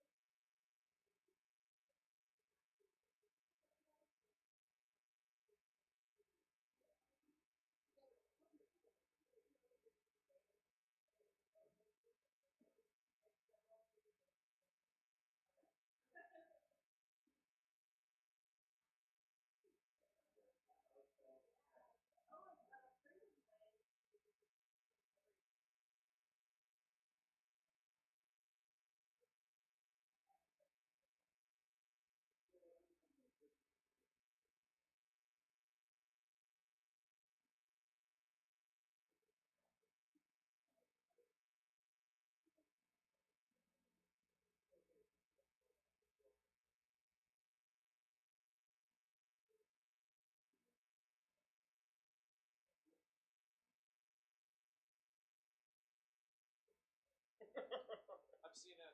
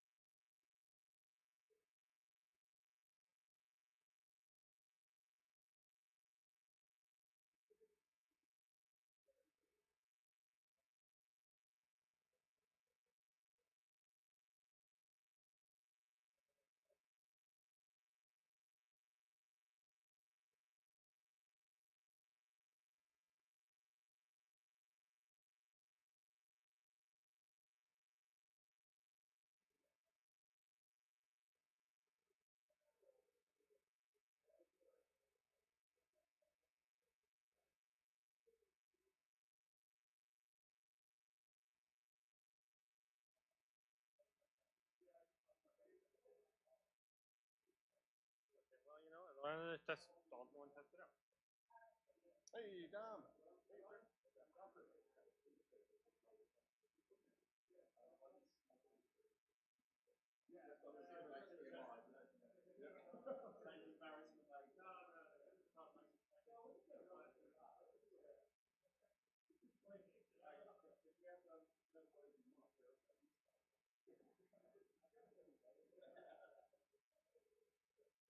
I do like a bit of a walk around, and that's to remind myself to stay still for this one. Okay. No, it's fine. I've got a nice lectern. I can pretend to be a politician for half an hour. It's fine. You can slam things on the podium. You want to make it a, I can show terrible mic technique and just hit my head on it.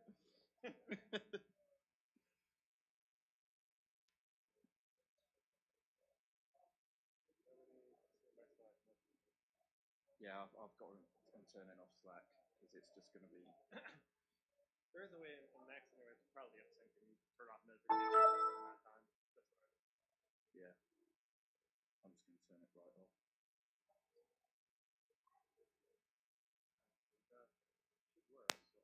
Are you ready to? You're already doing it, but yeah. See, this is where. Right, that's good. Plug right into the HDMI. Yeah. Yes, that's right. Yeah, I will give a very brief explanation to you at the start because I'm aware not everybody knows it, but it's also one of those things which, in all honesty, I could talk for 4 hours because I sometimes don't know what DISC is. So I'll keep it to the things I do know about it. There we go. Thank you very much.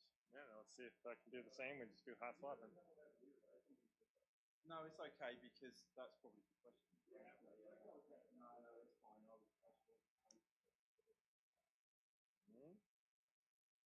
How are we doing? That looks good. All right, sweet. Hot swapping seems to be working. Good. Is Mr. Cowles Cool. As me. All right, do we have an order?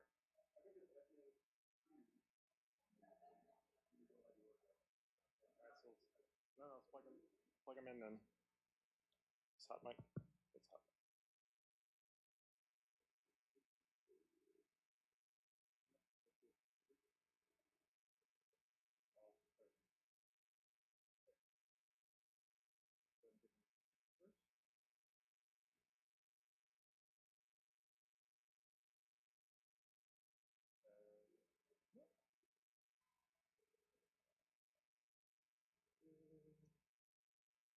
Oh. Why doesn't this show?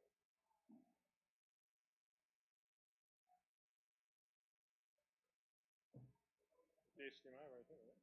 Yeah. Oh.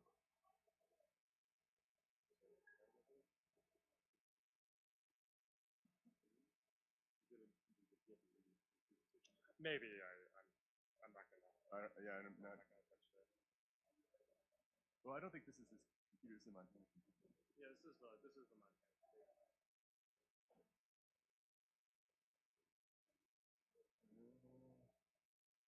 looks like oh, you just got something going. There you go. There you go. Oh, yeah, I think it's just because you plugged it in and unplugged it. But this one's got some sort of screensaver. Oh, I have countdown timers. There it goes. Yeah, there we go. Okay.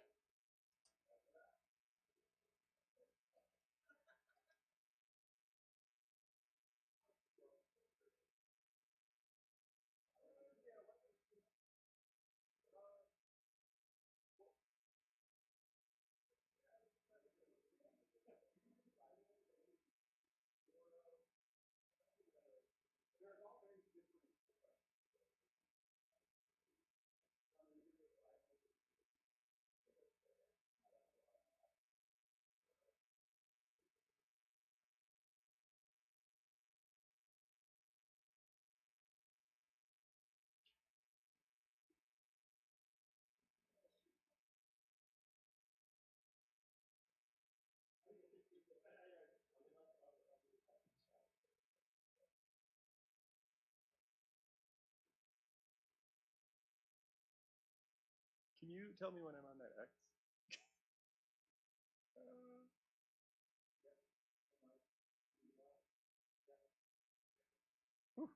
Okay.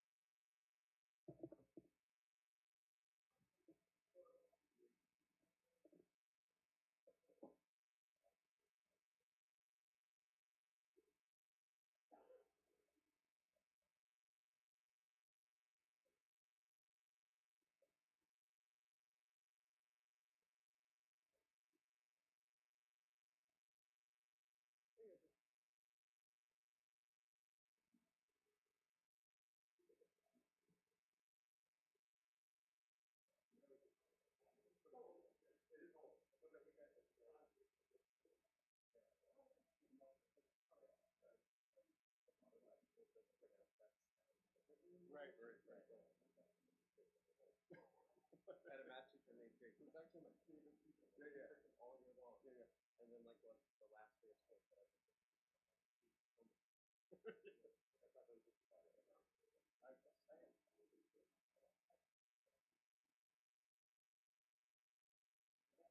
Oh, you're. Did you? Is this the right session? Oops. The Sambera session? Oh no. No, this is the same mirror session. This is 8. Yeah, this one's 8, and then. Huh. Which I can look real quick.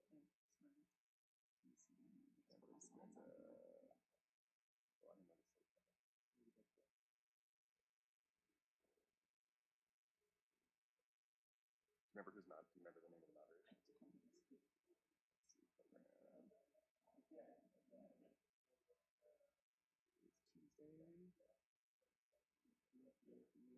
What's your? Oh,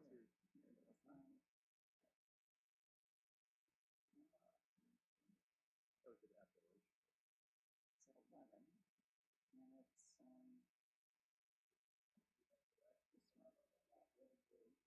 oh, it's ballroom C. Ballroom C. Yep. You're with Hannah, I think. Oh no, not Adam. Yep. You're looking for Adam Field. That was.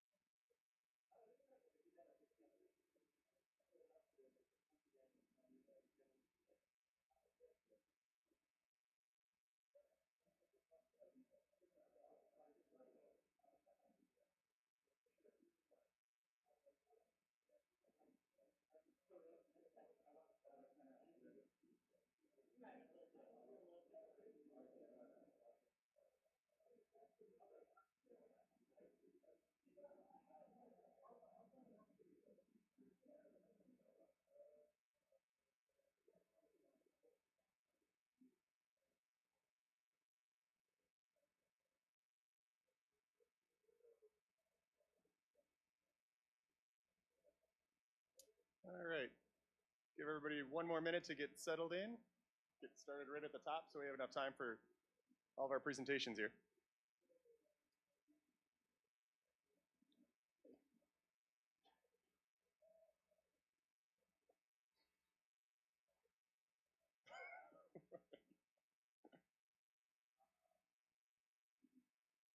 All righty, we'll go ahead and get started. You're in the Samvera session if you didn't know it. As was already mentioned, there's shared notes for this session. I created a little bit.ly, so if you're looking for it rather than going to the session, you can just go to bit.ly/OR Samvera. We'll take you to the shared notes if you need it. I'm going to do a quick introductions of our three speakers, and then I'm going to let them run with it. First one up is Esme Coles. Esme is the Acting Application Development Manager at Princeton University Library. He leads the team building Princeton's repository and discovery ecosystem. He's been engaged in open source repository development for many years, including projects including Samvera, and Fedora, and PCDM. Before joining Princeton, he was at University of California, San Diego. Esme is going to talk about Valkyrie, which is a new persistence layer in Samvera. Jonathan Petters is the data management consultant and curation services coordinator. Jonathan provides research, data management, planning, training, and curation support to researchers across the Virginia Polytechnic Institute and State University. Jonathan's going to discuss the open science framework solution at Virginia Polytechnic and how they've backed it with a data repository. And our last speaker is Dom Fripp. Dom is the senior curation metadata developer for JISC in the UK. He works with the university sector on national research, data shared services. He's a product owner for the repository components of the service. Dom's going to present a case study of JISC's evaluation of Samvera as a suitable solution for a multi-tenant repository to back its research data shared services. I'm going to pass it off to Esme.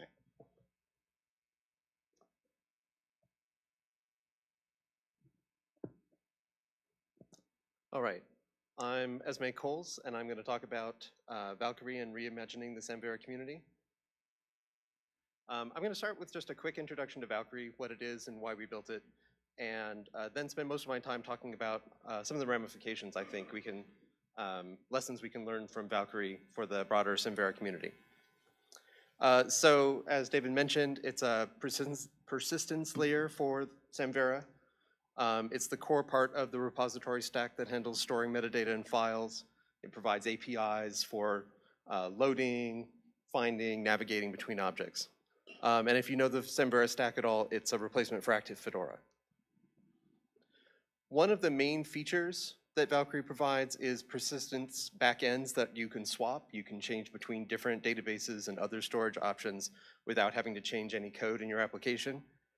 So Active Fedora lets you store your data, as the name suggests, in Fedora, and also in Solr. And it does both of them in a way that I'll talk about in just a minute. Valkyrie lets you do either one of those or both if you want to. It also lets you store data in Postgres database. And then there's a number of other backends that people have been developing for things like the Redis object store, regular Rails active record databases, and then some cloud options like Amazon DynamoDB and Cloud Search.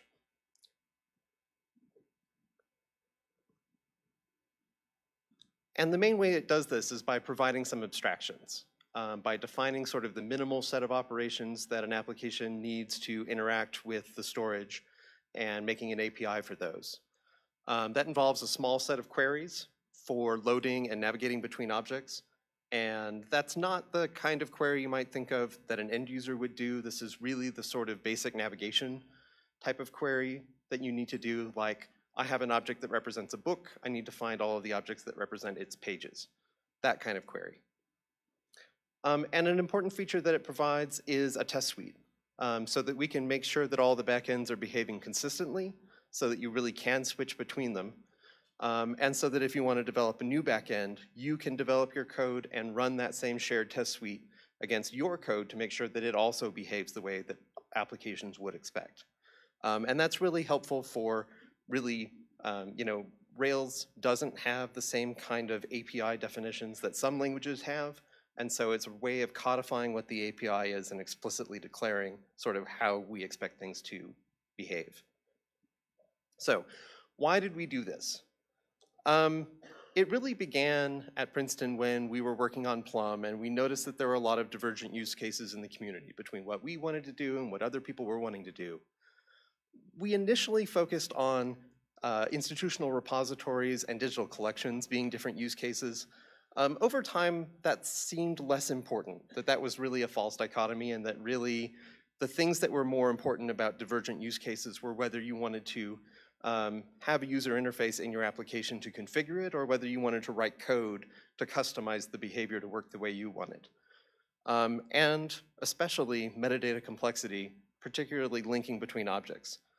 Whether that's PCDM, ordering members of works, or whether that's modeling controlled vocabularies or other things as objects, the more your objects linked to other things, the more you ran into performance problems. We had a lot of problems with ingest, where as you loaded large objects, each page got slower than the last. When you got large objects loaded, they were really slow to work with. Reading them and saving them grew linearly with the number of pages. And that was all sort of related to the many members problem that I've talked about before, but basically Fedora has a problem where anytime you reference objects, it has to load them. And if you have hundreds of them, it just takes a certain amount of time to load them, and it gets slower the larger it gets.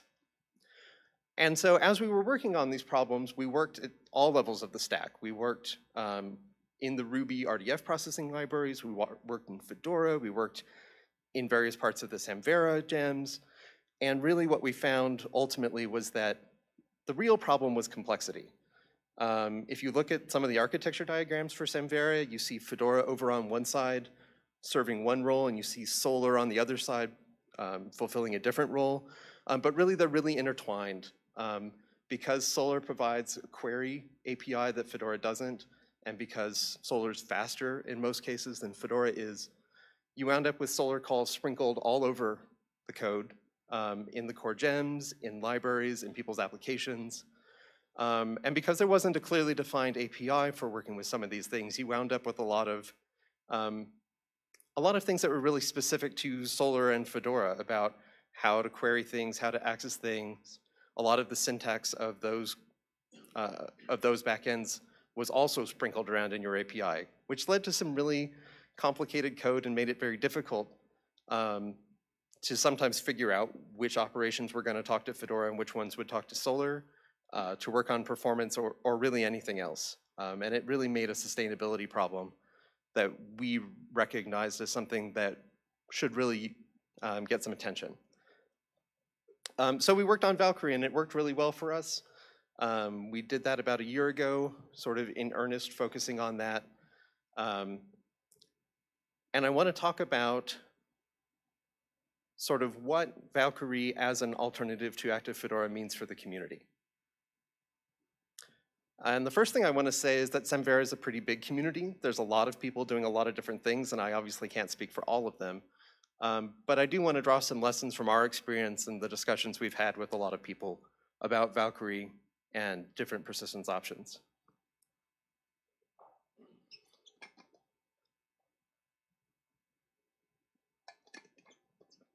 And the first thing I want to point out is that the working group process in Samvera worked really well for Valkyrie.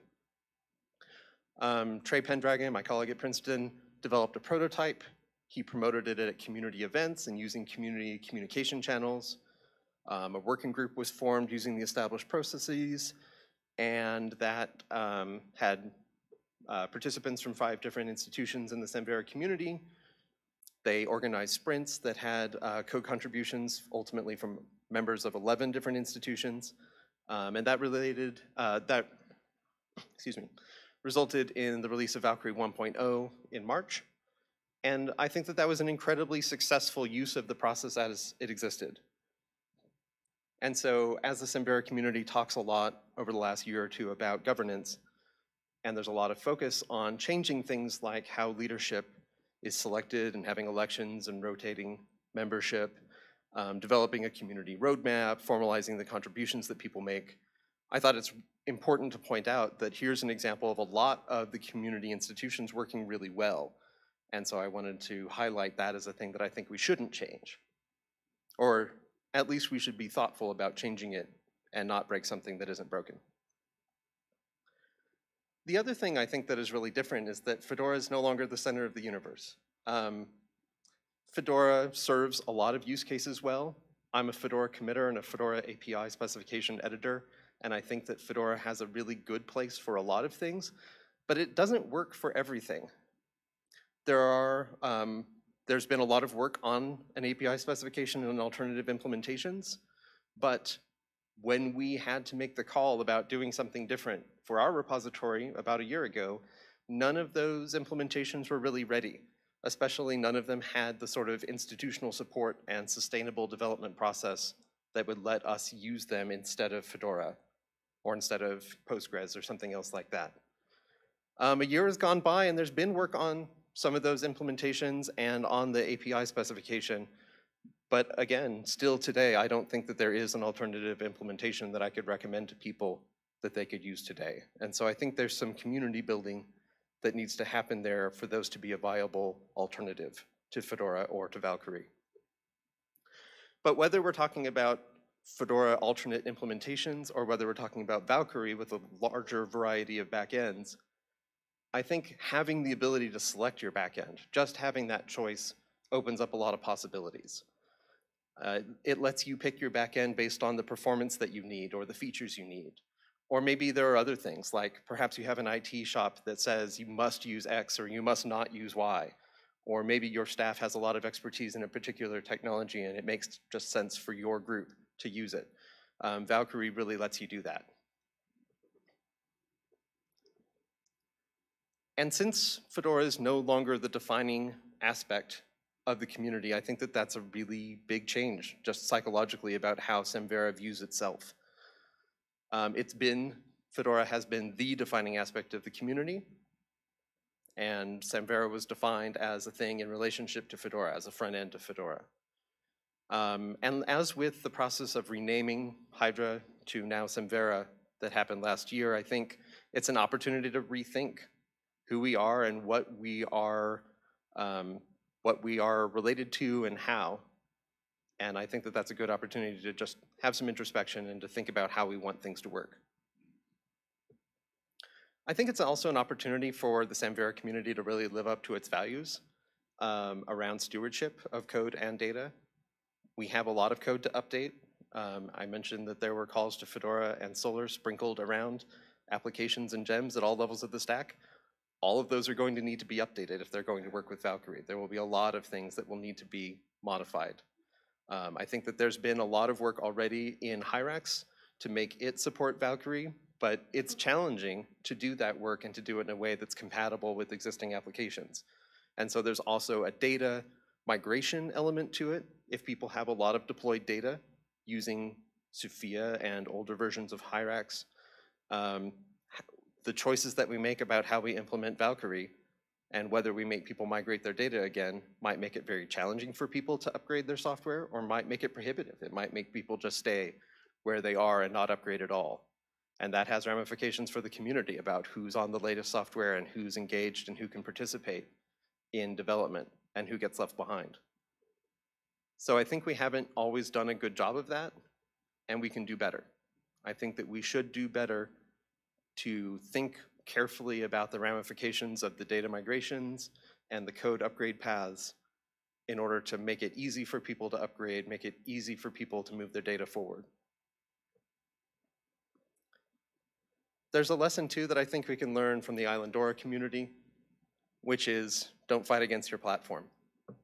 A lot of Islandora Claw development centers around taking full advantage of the Fedora ecosystem, but the sort of the companion piece to that is taking advantage of the Drupal ecosystem, of being a more typical, normal Drupal application by using Drupal the way it was meant to be used in a way that's compatible with the large library of Drupal modules that are out there.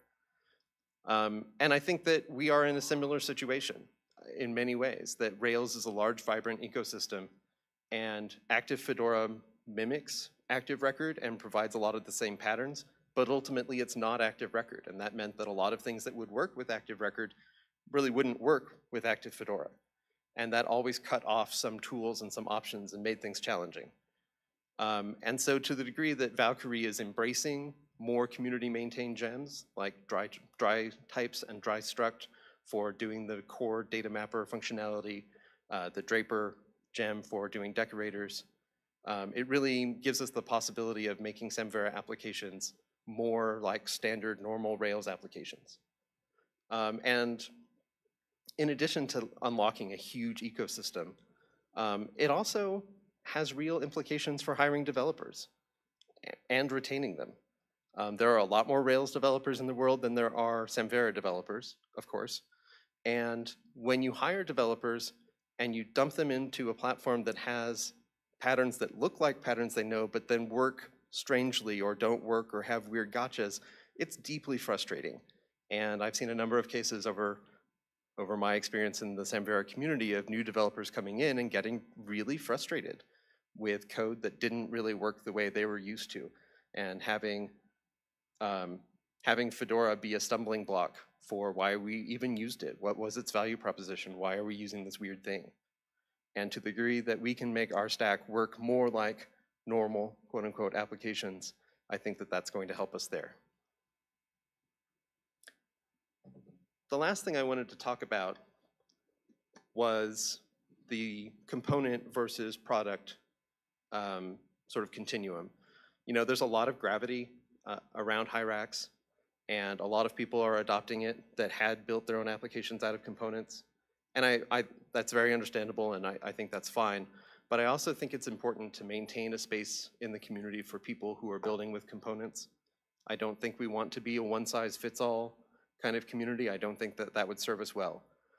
And building out of components and having that be a vital part of our community, I think will help us take advantage of the Rails ecosystem, help us make software that will be usable outside of our small community, and just generally let us have a more sustainable, more productive community of software that we build. Thank you.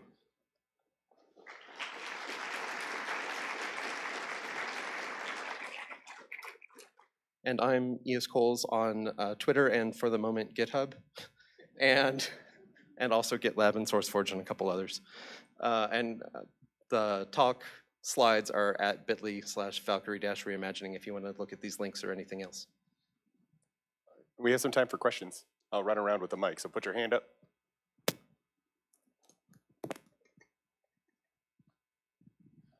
So in our conversations about roles that Valkyrie might play in the community, I'm Mark Bussey from Data Curation Experts. We were talking about the pain of the transition from Fedora 3 to Fedora 4 and the changes that that made in active Fedora. And we were discussing the possibility of looking at Valkyrie patterns as making a Fedora 4 to Fedora 5 transition easier and more sensible. Thoughts about that? Is that realistic? I don't know. I think it might make Fedora 5 to Fedora 6 a lot easier. But I do think that there's support for Fedora in Valkyrie right now, but it's not compatible with the way that Hyrax uses Valkyrie. So I think to the degree that we can write Valkyrie backends that persist data the way Fedora 3 and Fedora 4 now work with other Hyrax applications, with other Samvera applications, I think that is a possible path for making migrations easier and letting people migrate between different backends over time. One thing that we've definitely seen at Princeton is that when you have Valkyrie working with one backend, it becomes a lot easier to move that data to another backend because there's tooling in it already for iterating and copying things between backends.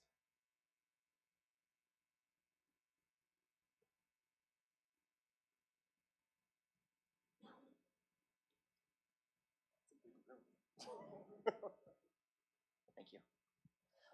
I was wondering if you could talk a little bit more about your decision process at the beginning of Valkyrie development when you were making the decision of the issues that you saw with Fedora of building your own implementation versus using those same resources to extend Fedora to meet that use case. Sure. We had spent about a year working on performance problems of various kinds. And we wrote up a document where we sort of looked at the pros and cons of a couple of different options. So we did consider devoting a lot of time to Fedora to try to fix the performance problem that was particularly bedoubling us. We talked about implementing a Fedora alternate implementation, Cavendish specifically. We talked about Valkyrie, which we ultimately did, and we talked about just going straight active record. And we decided that going just straight active record was too large a break, both in terms of the functionality that we got from the Samvera stack and with the Samvera community. That we had seen Boston Public Library basically make the declaration that they were going to go straight to active record, and we decided that we didn't like how that felt and we didn't want to do the same thing. We judged that working on Fedora wasn't likely to be productive. A lot of smart people had spent a lot of time working on that problem with some limited success, but ultimately without being able to really completely address the issue. And having seen a lot of people spend a lot of time on it without being able to bring it home really discouraged us from pursuing that strategy. And then I mentioned briefly that the lack of institutional support was the main thing that stopped us from using Cavendish. That there are a number of Fedora implementations out there that are one or two people's side projects, and to date, no big institution is really using any of them, and there's no community of developers around them, and we didn't feel like that was sustainable. We wouldn't want to decide, yes, we want to do this thing, and then suddenly we're the ones who have to maintain the whole thing.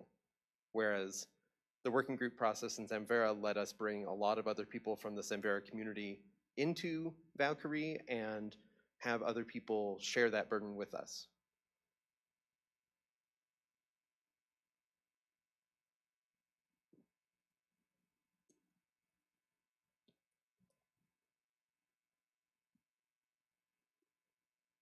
Thanks, Esme.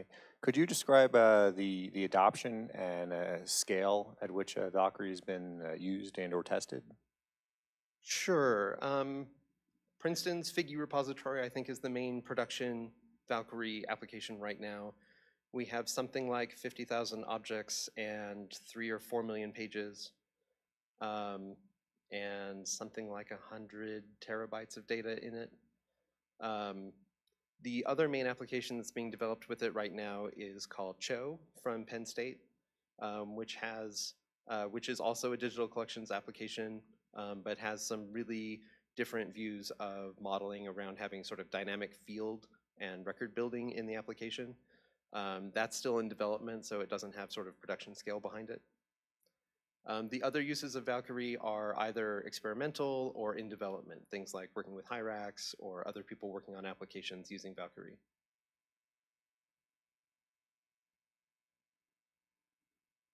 We got time for about one more question. Somebody wants to get the last one in.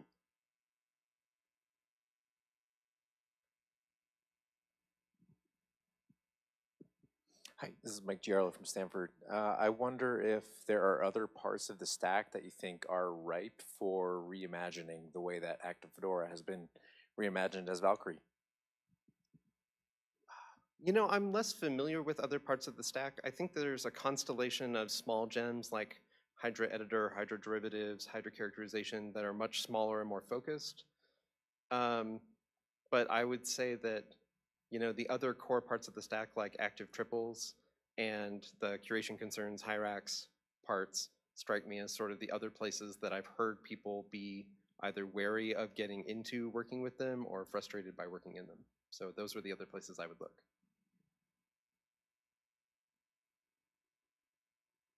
All right, thank you, everyone.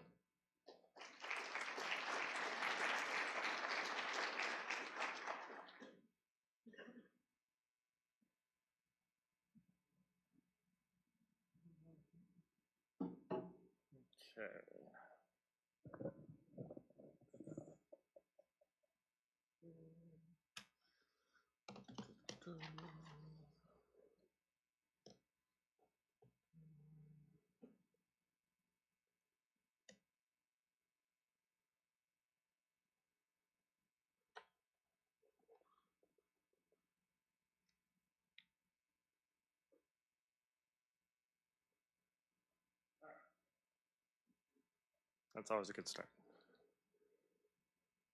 All right, hi everybody. I'm John Petters, and here's what we're going to talk about: integrating the open science framework within a Samvera application. I have colleagues that are quite important to note: so Andy Ogier, Lee Hunter, and Shane Coleman. So, as is customary, if you like what you hear, remember me. If you don't like what you hear, I have colleagues to keep them on. In all seriousness, the person who deserves most of the credit for this is Lee Hunter, who is a developer for this work.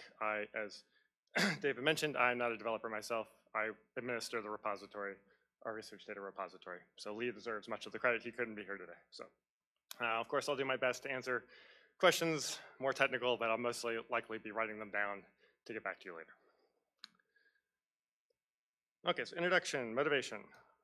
So we do run research data curation services at Virginia Tech. This is my main role here, so I don't worry too much about other forms of digital collections. I focus on research data. And among those curation services, we do include support of our research data repository. We provide a place for researchers at Virginia Tech to deposit and provide access to and preservation of their research data. So it's called VTech Data. I'll show a little bit more about that. And getting research data into repositories continues to be a challenge. And so our hope is connection to the open science framework, which I'll talk a little bit more about, could help us get data in. I'll talk a little bit about that. And what we have here is introducing some integration code that Lee primarily developed along with some of his other colleagues in the development group towards this particular purpose.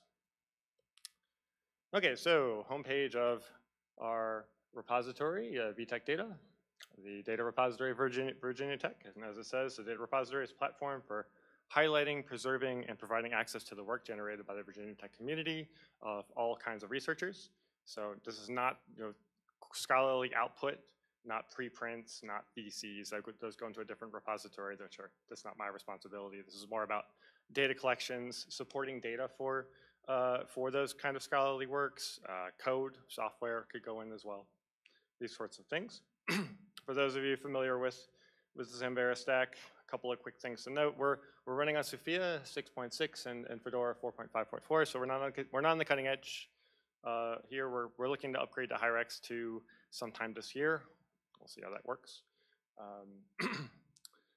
But my understanding is, just a quick thing, that the code that I talk about here is fairly independent of the gems, is my understanding. It should work fairly well within Hyrex as well, is the intention. Our repository is self-deposit, so researchers can go in with Virginia Tech authentication protocol and start depositing data as much as they want, whenever they want, but we do mediate publication. So when somebody says, I deposited data and I'd like to get a digital object identifier or DOI for my data, we do ask for a minimum set of metadata, go back to them and make sure we get that minimum set of metadata, and before we actually publish the data set for them.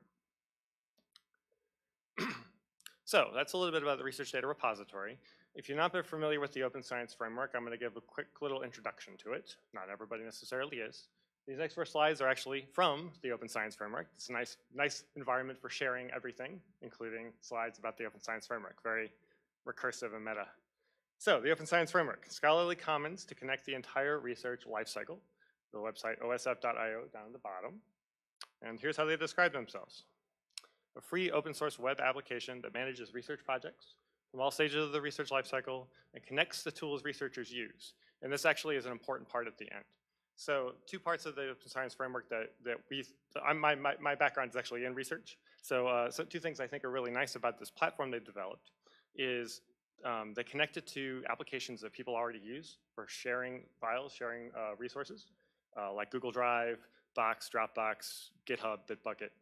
And they've also, this is an environment that's set up specifically to help researchers collaborate. So to share these files with certain groups, with colleagues at other institutions, keep this information private, make it public when they want to, and trying to make that user experience fairly easy for researchers, with the researcher in mind. So it's a couple quick snapshots from the Open Science Framework if you've not seen it before. This is not my account. If you go to the top right there, you'll see this is the account of Jolene Esposito, who is a staff member at the Center for Open Science, which administers the Open Science Framework. What we have here is a whole list of projects that have been developed under this account. And what you would do is simply go in there, create a new project, click on the new project bar, and then you could put in information about a project. I should say this information about a project, this is stored on the Open Science Framework servers, but can then connect this project to all these other service applications. So we have this example project here, the effect of chocolate on graduate student happiness, which we don't actually have to research because we all know that's true.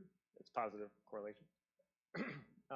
Date created, you could invite contributors of all different kinds from all different places for a project.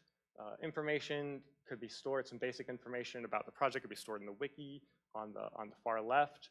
Add files directly into the Open Science Framework storage.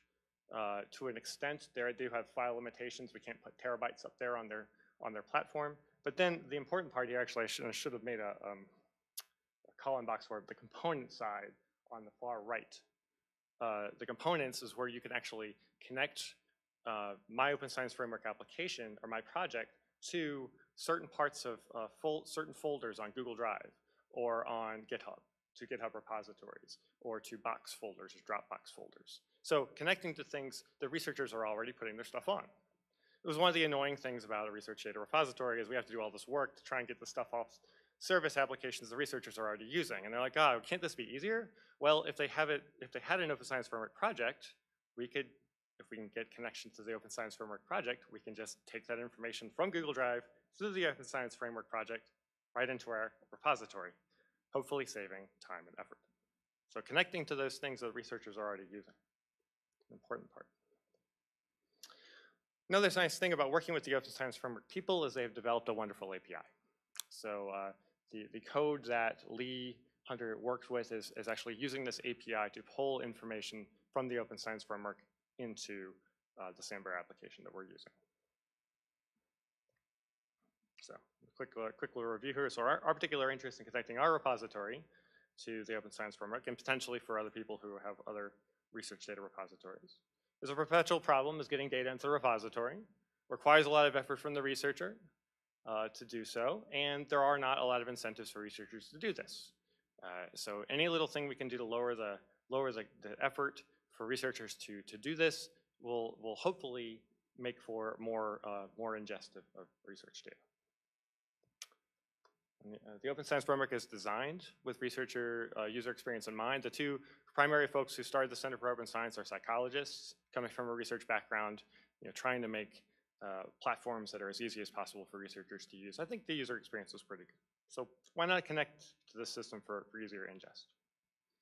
So hopefully, we lower barriers to use, get more content into our system, and hopefully of higher quality. If we have researchers working on a multi-investigator project across potentially multiple institutions, they've had to put some of this information about what the project is and where they are and share that information on the Open Science Framework project. And so we can suck all that information as well and dump it into our repository. So high quality data, more data, presumably would lead to more justification for continued support of services if we can have higher quality data and content. That is purely conjecture, of course, at this point. I won't say I have evidence for this. This is something we've not rolled into production ourselves. This is on what I'll show here is on our development site. Okay, so what I'm going to do now is just quickly run through what this looks like on our system. So this might look a little old for some of you, being on the SUFIA system, but we're looking at the dashboard for SUFIA. So going from the left to the right, upload, describe, organize, and publish. So uploading files, describing them, adding metadata to the files that I've uploaded for my project to create an item, organizing those items into a data set, and then requesting that it be published. So on the upload part, what we see now is we see a button, import from OSF, Open Science Framework. So what I could do now, if I'm logged into to our research data repository, as opposed to uploading files directly from my computer or my local storage, I can click import from OSF, and then what it'll ask me to do is authenticate into my OSF account on the Open Science Framework account. So presumably I already have projects that have been shared with me on the OSF, or I have created projects myself on the OSF. So go into the OSF login and actually authenticate inside the Open Science Framework. So I'm authenticating to let this application, to let VTech Data, or currently our dev site, to pull information through the API into VTech Data, into our research data repository. So going through the authentication process, allowing this to happen. And then what I get is a list of projects that I have on my OSF account that I have access to. So we went back and forth a little bit about what we actually wanted to display here. In the end, we decided the best thing for this list of projects to display on the Sambera application is the exact same thing you see on the Open Science Framework. And what the Open Science Framework project list shows is everything you have. So all the projects, all the components of projects, all the sub-projects, everything. So it can make for a rather long list to start, but the code's in development. We're still working on it. In any case, you get a long list of the projects you have available through the OSF that you could import to the Sambera application, to our VTech Data. And I can look at details of these projects, or I can view and how they look in the Open Science Framework. So I get some details of the project available, the contributors, when the project was created, permissions associated with the project as seen on the Open Science Framework. So all this information is just being pulled through the API to the research data repository. And we can import the project. At this point, we can actually also view it on the OSF site, maybe make sure that everything we want to see, that this is back to the right project or the right component that we're trying to pull in. So if I go to view it on the OSF site, we actually get pulled or taken to this project as viewed on the Open Science Framework. So presentations given by ambassadors, which is one I used as an exemplar for demonstrating the process, the workflow here. And if I say I'd like to import that, I get a note that I'm going to zoom in on here. Your project is currently being imported. You'll receive an email when it's completed. Currently, the intention is to have this job run in the background, because some of these projects can be rather large and could take a little while to pull into the Sambera application, or pull into your local application. So have it run in the background, and when it's done, you'll be notified via email. And when we do, this one happened to be very small, so less than a minute ago, this file was successfully deposited. So you'll note that it says the presentations _ given by ambassadors.zip. Currently what this is doing is importing everything on the Open Science Framework under this project as one large zip file. It's currently what's being done. And certainly we could think about trying to break that out into the, maintain the directory structure and put that somehow into the data model that we have for our application. That's for further development. What we do is then we have a data set we can view on the application. So with a minimal, very minimal set of metadata at this point. The two things at the top you see, date created, quite small, date created and related URL. This is actually the URL of the OSF project that we just pulled in. Everything else is under a one large zip file. That includes the metadata that's on the project, on the application as well. All the metadata that the Open Science Framework has, also separate. We put that into an XML file for later, later usage. Okay. So that's currently what this does. There's far more bells and whistles we can do for it, but making it available. So it's up on GitHub on our Virginia Tech University Library's GitHub repository. I pushed and encouraged Lee to add some documentation to this. This actually goes to a markdown file with some documentation about it, and a little bit of an overview of what it does, and then connects to the actual code that does this. I made this into a tiny URL if you want to take a look at it. So tiny URL, Samvera OSF integration. And that's really all I wanted to say. But the intention, of course, is to contribute this back to the Samvera community. When we do that, it's not for me to decide, but I would encourage it like now and just put it in there. And clearly there's more we can do with this, but then maybe somebody else wants to do something. So that's all I got. Thanks, and there's my Twitter handle, there's my email address. I'll put this up in case you actually want to grab it to get the code, and happy to answer any questions.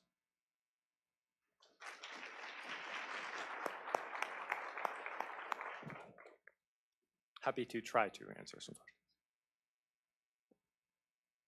questions. Thank you.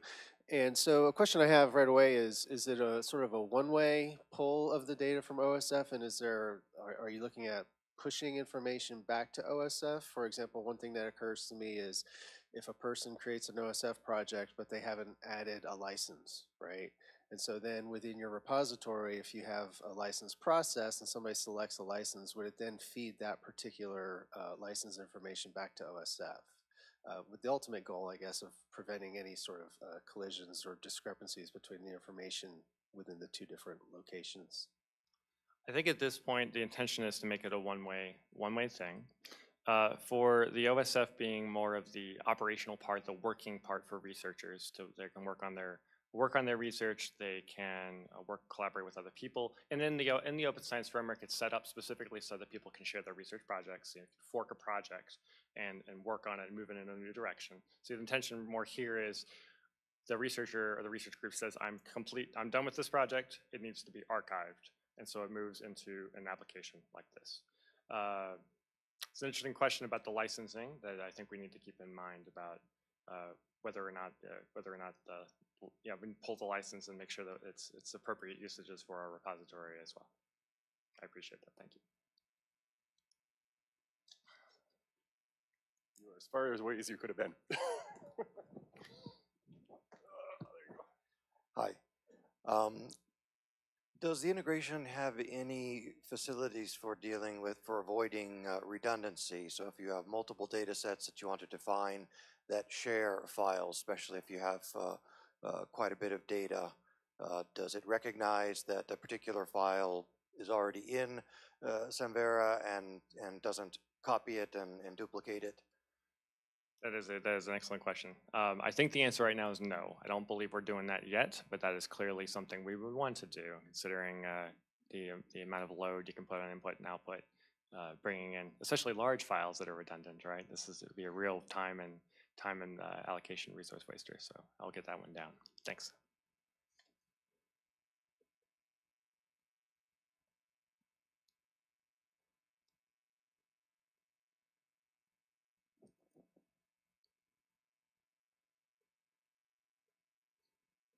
I just had a question about very large files, and have you experimented with really large files? I know you said that there was a file size limit for upload to the science framework, but if someone uploaded something to Google Drive, are you trying to get that? And if so, have you experimented with very, very large files? So I don't think we've done that yet. Tried to bring in something that was several gigabytes through the OSF yet. My understanding is that this bypasses some of the size restrictions that Samvera has, that you can bring in larger files. As my understanding, it was one of the potential positive benefits of using this code to do this. I don't think we've tested it yet, so I don't want to say it's definitely going to work. But we certainly had issues on our local instance where memory is an issue, bringing in files and ingesting them into our system. So I think that, but that's more of a local issue with respect to our particular Samvera application.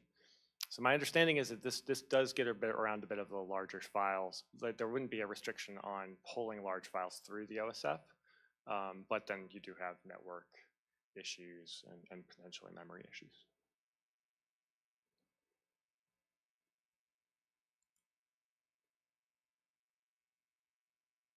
Anyone else?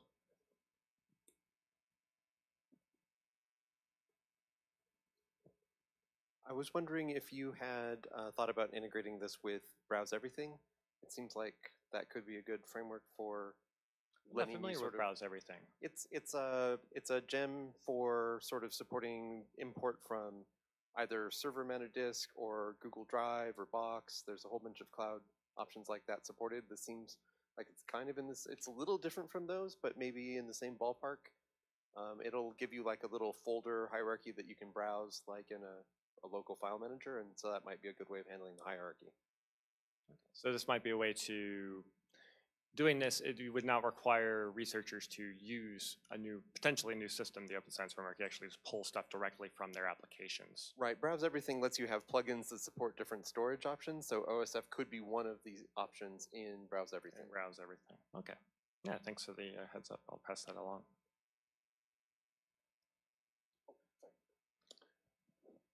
Where did my display go? This is just a very, very technical one. I was wondering if you're using the Johns Hopkins tool to archive OSF projects on the back end to make the zip file, or are you doing something yourself? It is, as far as I know, it's independent. It's not the Johns Hopkins tool. Are you talking about the packaging tool? Yeah, I think this is just creating a zip file, so we're not using, this is not going through Baggett's spec. Although that sounds like something that might have some benefits, as a matter of fact.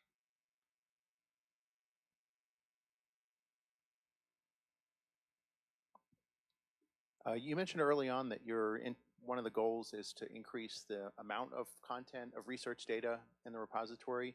Have you considered, or have you done anything as far as looking through OSF to kind of find Virginia Tech researchers and then reaching out to them? Not yet, but it is on our list of things to do.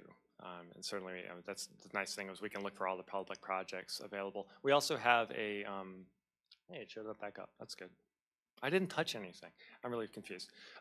We actually have OSF for institutions, so we have it connected to our Virginia Tech authentication, so we can look at some of the projects that are even private and reach out to those folks. But there are some issues with permissions. You know, people are keeping stuff private. But this is once we get this into production, I think that's one of the first things we'll do. It's like, hey, would you like to try and test this out for us? A very good idea. It's one of the reasons to, working with researchers in applications that they're already interested in using. Trying to make it easier for them. Anything else?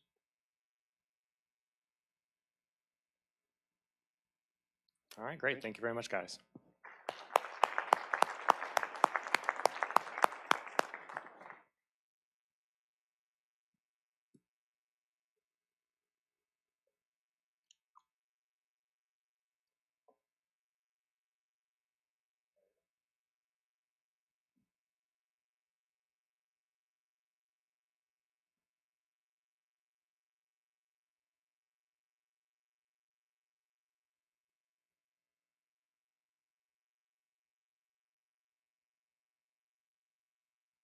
Did this before, but it kicked in with the actual presentation at some point. Of course, now it's not going to do it. There we go. Okay, thank you. My name's Dom Fripp from JISC, which is a not-for-profit organisation based in the UK that supports further education and higher education establishments to basically provide national services and national infrastructure. So I've been working in the research area of this. I'm just going to adjust the mic a bit, not that at all. There we go. Can everyone hear me okay? Sorry, that was probably a bit faint. So I've been working on the project called the Research Data Shared Service. Now, we listened to the membership of the UK, and what they were telling us a few years ago was that there's no single solution that allows all of the universities in the UK to store and preserve their research data. This is important because they have responsibilities to the funders to do this, and at the current time of being asked to do this shared service, it was only a few universities that had provided the infrastructure and repositories to do that. It was a very cottage industry, and there was no consistency about the technology that was being provided there. So that's where we started from. So that use case is research data, but this is quite a quick, fast-moving kind of space, and before you know it, because of things that were changing in the UK, things that were changing in Europe, particularly around kind of European Open Science Cloud or EOSC, some of the vision for what these kind of services need to be on a kind of a national and international level has changed considerably. Now, GIST does provide other services, so strategically there was a desire not just to provide a national structure for research data, but also for open access publications and open access support tools that GISC has developed over the last 10 years.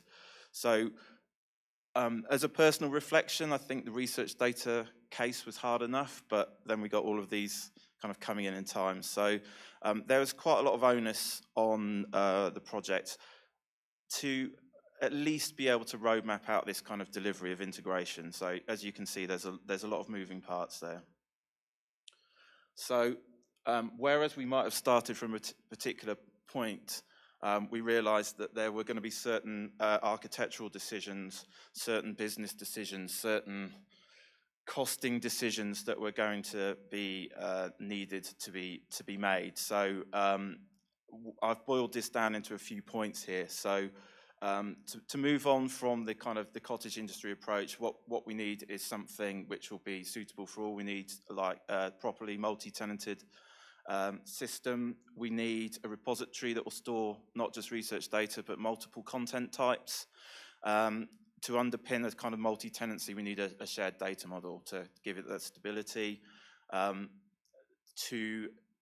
To kind of make the integrations that we plan to do, even internally in GIST, but also to external third parties, we need to build or make sure that the architecture supports an interoperability framework. So that's being able to integrate third parties on who can provide things in the future, like active data storage or you know, whatever other tools come by, say data management planning tools.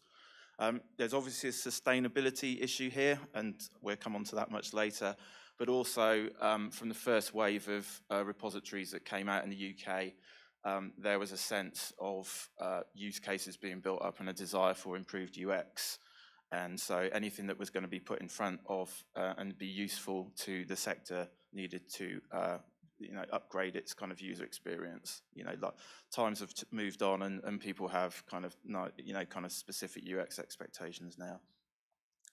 Now, GISC's approach to this in the first instance was to come up with a modular approach. I'm just going to move on so you can see the next diagram. So the modular approach is a repository component, a preservation component, and ultimately a reporting component. That would be as it's kind of delivered as a service. In its kind of alpha incarnation, the first thing to demonstrate to the sector as a minimum viable product was an integration between repositories and preservation systems. Now, you can see from the diagram that when we went to alpha, we'd settled on 2 options for both there. So from the repository side, there's Figshare, which is the proprietary solution, and Samvera was the open source solution. Equally, on the other side, in terms of preservation, the proprietary solution was Preservica, and Archivum and Artifactual, who delivered Archivematica. That was the open source solution. It was important to have one of each. That's what the sector asked for, so that's what we gave the sector as a minimum viable product. That was really important. And that was the use case we had to prove. So we're making sure that, you know, whereas people had repositories, not everybody, well, nobody had a real kind of linked up preservation system. So this was the key thing to demonstrate. So I should just equally say there, in terms of repositories, we did evaluate a number of others as well, and Samvera and Figshare were the 2 that we brought forward to the alpha, or to the MVP. Once we were in the MVP, the project's worked with 16 higher education institutions in the UK, and given that they can have a choice of options, 8 of those institutions, which became 9 eventually, opted for Samvera. This is really important because it's an accurate reflection of the desire for there to be an open source solution in the UK. So you can see Cambridge, Lancaster, Lincoln, and York are in one cluster, so they had Samvera passing deposits straight into Archivematica automatically, and others, Cardiff, Imperial College London, Plymouth, and Royal College of Music, had the Samvera to Preservica automated preservation workflow. As you can probably notice, there's quite a wide range of institutions there. That was really important for the design of this, so that to have a national service, you've got to be able to cater for the big research-intensive organisations like Cambridge and Imperial, but you know, Royal College of Music has a surprising amount of research data, as you can probably imagine, plenty of audio and video that needs preserving. So it's really important to have this like wide range of kind of customers involved in its development. Now, I'm going to kind of skip over this because we probably will have time. We might have time at the end, and I will show it if you really want to see it. But so that's just an integration. That's just me making a 90 seconds recording of the integration. It started off as 7 minutes, and I whittled it down to 90 seconds. So you know, people haven't got much patience. So I can put that on later if time allows. But it's just so if you do want to go to that YouTube, or just go to YouTube, type in Samvera Preservica. Surprisingly enough, there's not that many videos dealing with that, so you'll find it. And it's just to show what that workflow looks like. So that's all well and good. I'm just going to take a little drink as well, so we're going on to the next stage. So in JISC, once you deliver something, a minimum viable product for alpha, and you want to go into beta, you have to go into something called a stage gate review. And the stage gate review kind of looks at, it's a complete analysis of everything that's going on in the project. That can be everything that's technical, but it's also the business model, you know, the cost model. JISC is about delivering services, viable services and sustainable services in the UK, and this assessment is made to make sure that to take it into beta and then pre-production and release, that there's a viable product to work with. So the review actually concluded that RDSS should move into beta, but there were a few challenges, and there's a few costs involved in doing that. So this review took into account all of these things. So why I put up kind of that complex strategic document earlier on is it's not just enough to say where we are now and what we're doing. We need to look ahead and take on board the requirements, not just of JISC, but the developing requirements of the sector, the funders, all of which are quite volatile, as you can probably imagine, with Brexit. There was a kind of, the implication there was to just give it a kind of top to bottom root and branch examination of was it suitable for going forward. So that led to a technical review, and at this point, I did have a architectural diagram here of RDSS. If you're interested in that, my colleague John Kay will be talking tomorrow in a session. He will also be talking about this future direction. But one of the things that the StageGate review found was that the architecture as it stood, because we couldn't utilize we didn't have a multi-tenancy solution. We implemented clusters, so each individual institution had like a cluster, their own working version of the repository and the preservation. So Preservica is multi-tenanted, but Archivematica is not at the minute. So there was lots of Dockerization going on, lots of moving parts again. And essentially what that boils down to is from what customers wanted in terms of individual bespoke changes to the integration, plus a non-multi-tenanted distribution, the costs that came out for delivering this to the sector were flat rejected by the sector. So, basically, I'll be honest here, there was no way that we could convince the sector to buy in, and that meant a complete reevaluation of how we had to do everything. So I think John will pick that up tomorrow. What I'd like to talk about more, because this is a Samvera strand, is our experience with Samvera. This has been the last 6 months of my life. I'm product owner for the repositories in RDSS, but I'd never done it before, so this was a massive learning curve for me. So, and we get on to why that's important in a bit, but just to talk about Samvera quickly. So, some of the things, first of all, we hired 5 developers to work on this. So this was like last November. So we've had kind of 6 months intensive development work to get this working and try and plan for beta. So I think some of you who are more expert in Samvera than I can probably see from the basic architecture overview I've given of RDSS and in the stack of Samvera, you can see where a few problems might occur. Because if you've never seen the data model that underpins RDSS, and this is my speciality, that's this. Okay, so PCDM is in there somewhere, but I'm very grateful for Esme to warm everyone up for this. There's a hell of a lot more moving parts in this data model than a collection, object, and file. And so there's dependencies all over the place, there's numerous entities, there's nested entities, none of which played very nicely with Samvera. So our devs had brilliant time implementing all of that, or trying to implement it all. You can see everything there, so that I know you can't read it. I've put the link up there. You can have a look at your leisure.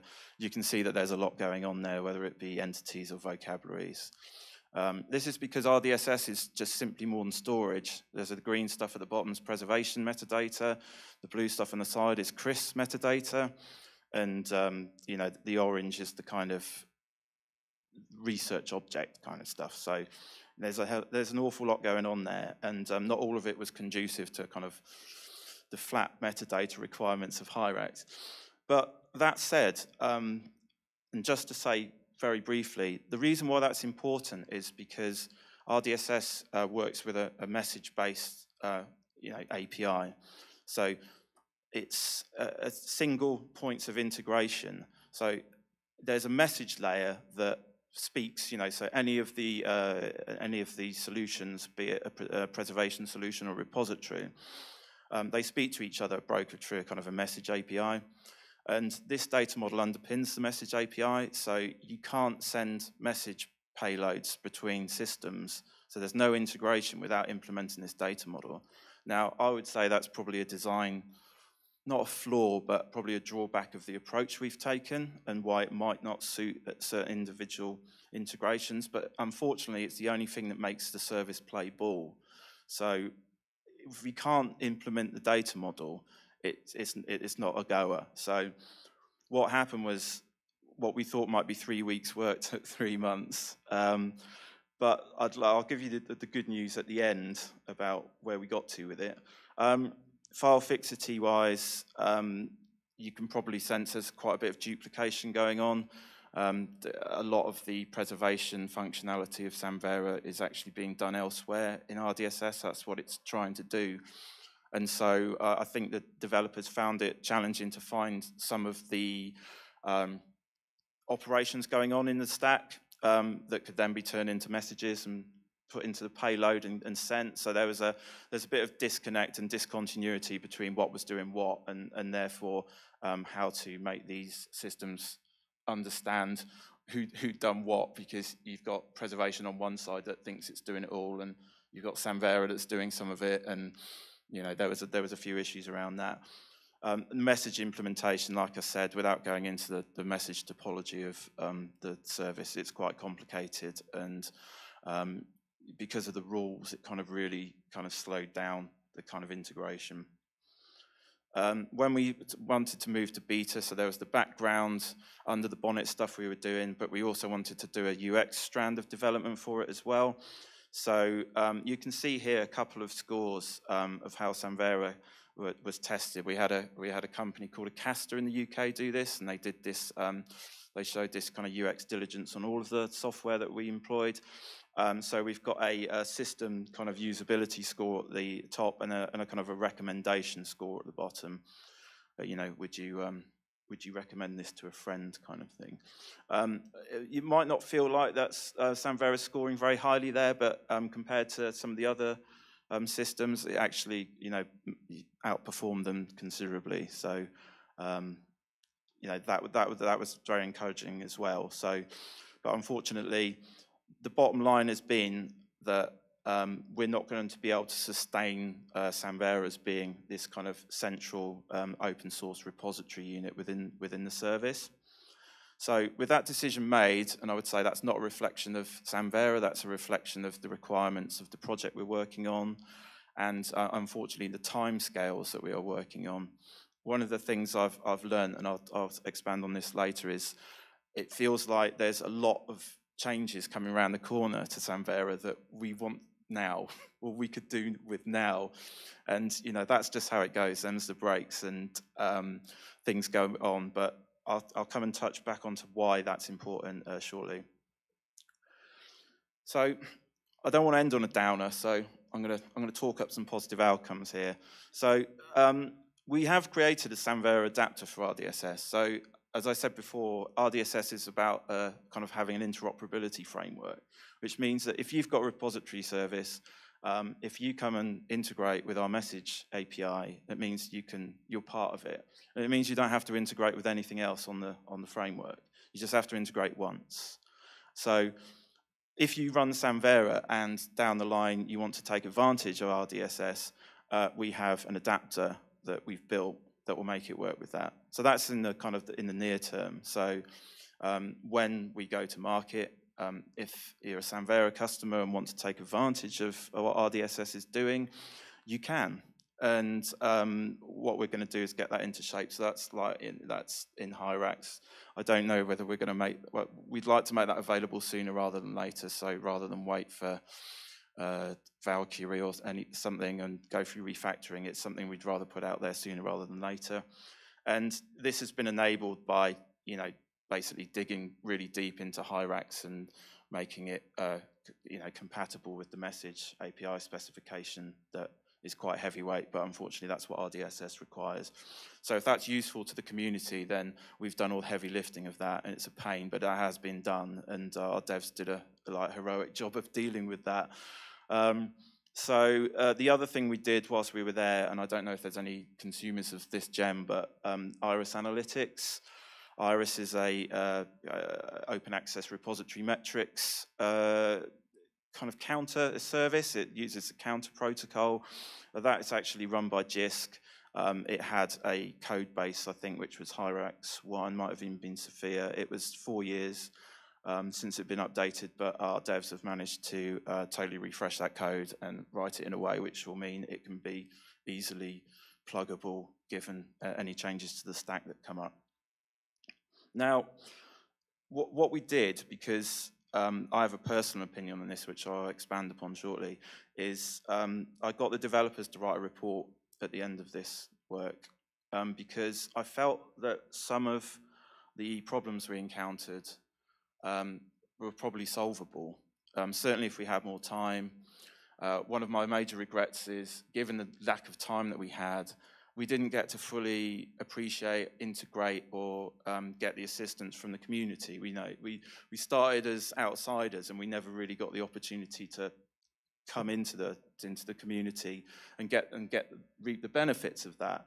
Which, that's a big regret for me personally, because I feel, I don't want this to be a statement of like, well, Samvera doesn't do this, and it's like, because it could well do this. There's only 6 of us spending 6 months on it. We might have just missed an absolute no-brainer. There could be stuff out there that we think, well, we can't do that somebody in the room can explain in 2 minutes.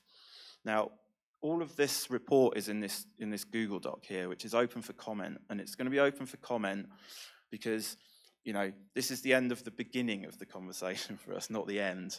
This is where we start. We need to feed this into the community, be it Samvera fundamentally, but also just anyone with an interest in open source repositories, because at some point, RDSS, if it's going to achieve what it needs to achieve, needs to reconnect back with Samvera. It needs to, if these solutions are going to be delivered down the line, if there's going to be improvements, and there's a whole bunch of stuff about active Fedora in the report that you can just, you can tick it off and just say, yeah, Valkyrie, great, and just do that. That's brilliant, because that's what we need to know. But of course, we want to come back and make sure that Samvera is part of this conversation, because I think more than ever with some of the systems that are coming out, there's a real need for an open source option for people. There's a real appetite for that in the UK. There's a lot of wariness about other solutions. It's really important to have that option for universities in play. And it's something that JISC believes in. JISC believes in open standards, open architecture. It's not for profit. It's not a commercial company. And it's really important to make sure that we've got that kind of material in there. And hopefully at some point over the next 12 months or so, as these technologies develop, we can come round and, this isn't the last that we are going to be talking about with Samvera. We'll be coming back to look at it again as a viable central core repository solution. So thank you very much. I can go back to the Google Doc link if you haven't written it down. I will make the slides available, or we can distribute it, this link to message lists. My interest is getting it out to the maximum amount of people, because I want to know if we've, I want to know the big stuff, but I also want to know where we've messed up, because, it's a matter of personal pride as well. So thank you very much.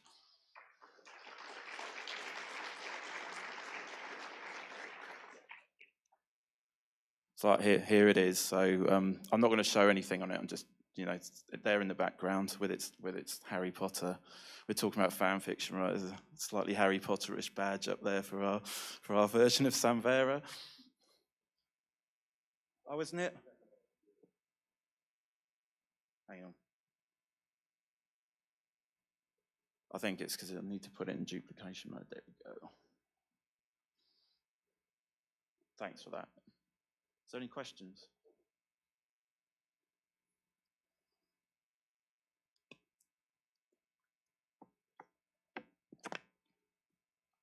Not a question, just a comment. Thank you for being really transparent and coming forward and saying this didn't work for us and we want to talk about why it didn't and here are the limitations. So often, we come to conferences and we only hear about the things that went well, that went right. I know it's really hard to stand up there and say, this was our outcome and it's not what we expected or not what you want to hear. But I just want to say thank you for being willing to do that.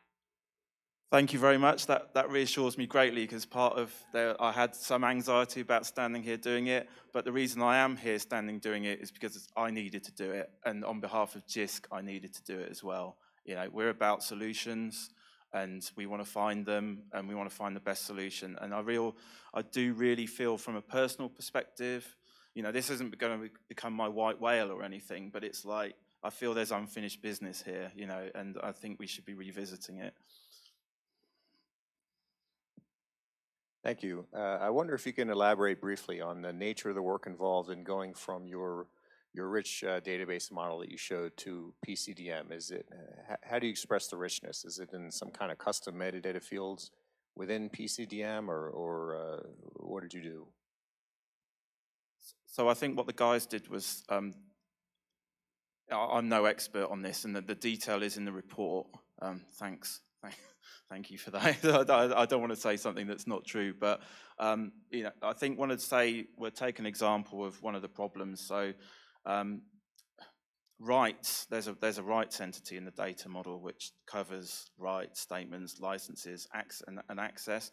Now that's actually linked to every level of that sort of file level, object, and collection level. That was incredibly difficult to implement. I think what they had to do is they had to go in and do some serious surgery on the Hyrax, you know, metadata models, and there's a lot of custom code that they came up with. Now, all of that can be given back. I should say, you know, along this journey, they did make a number of fixes. One of the things, you know, we wish we'd had more engagement with the community or had the time to do that, so that we could kind of set up a more a nice way of just start paying that back in to the code base. But you know, where they've solved something, or you know, for us, and it could potentially be a benefit for you know, somebody else, we're going to make that all available. It's all in our GitHub repo. The details of where it is all in the report. So you know, go and do some digging. You know, there are some lessons to be learned, but I think, you know, what's very difficult is, as a metadata specialist, I totally appreciate why a simple metadata schema is better, but it can only be so simple when you start having all these incredibly complex moving parts. You know, like, anyone seen premise? You know, how many fields has premise got? That's just preservation. So then there's serif for CRIS, you know, research information systems. That's an ontology that's been developed over 30 years. That's got a lot of fields as well. You know, research data management, or that whole research space, is hugely complex metadata-wise. And I think that one of the challenges we found is when you try and join up pieces of this, what's hitherto been individual components, you hit enormous challenges. That's why the data model's so big. I mean, I've shown that to people for about 18 months, and people just openly laugh at me when I do it. And I'm like, yeah, I do understand. I'm Mark Bussey from Data Curation Experts, and I want to echo the sentiments that I know how hard it must be to talk about not getting to the endpoint that you wanted to, but to me, this is an incredible amount of work, and we really appreciate the sentiments that you're willing to share it. And one of the areas that I'm actually particularly interested in is the user feedback portion, where you said Samvera didn't stack up, well, stacked up better than others. And I think within the community, we have that sense too, and I'm wondering if there's a way that you might be able to, and we can talk later about sharing that feedback in ways that we could incorporate that into some of the future community development. That's almost certainly a situation we'd like to see. I mean, I won't say 100% yes right now, because I need to check the terms and conditions of Castor, who did the testing. Currently, that's on our kind of you know, our internal Confluence, but you know, it's no good there. We need to kind of put it out there. So there may be some adjustments and wordsmithing to do in certain places, but yeah, definitely, Mark, we're trying to make absolutely everything we can make available to the community, we will.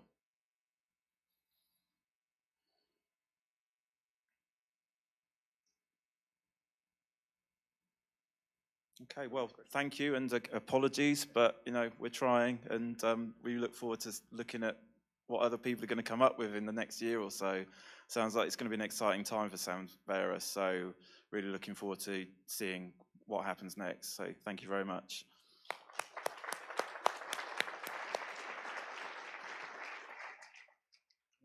We're ending a little early. I'm supposed to remind everybody that lunch is being set up outside, so whenever you're ready to go out there. I'm not sure if it's quite ready yet.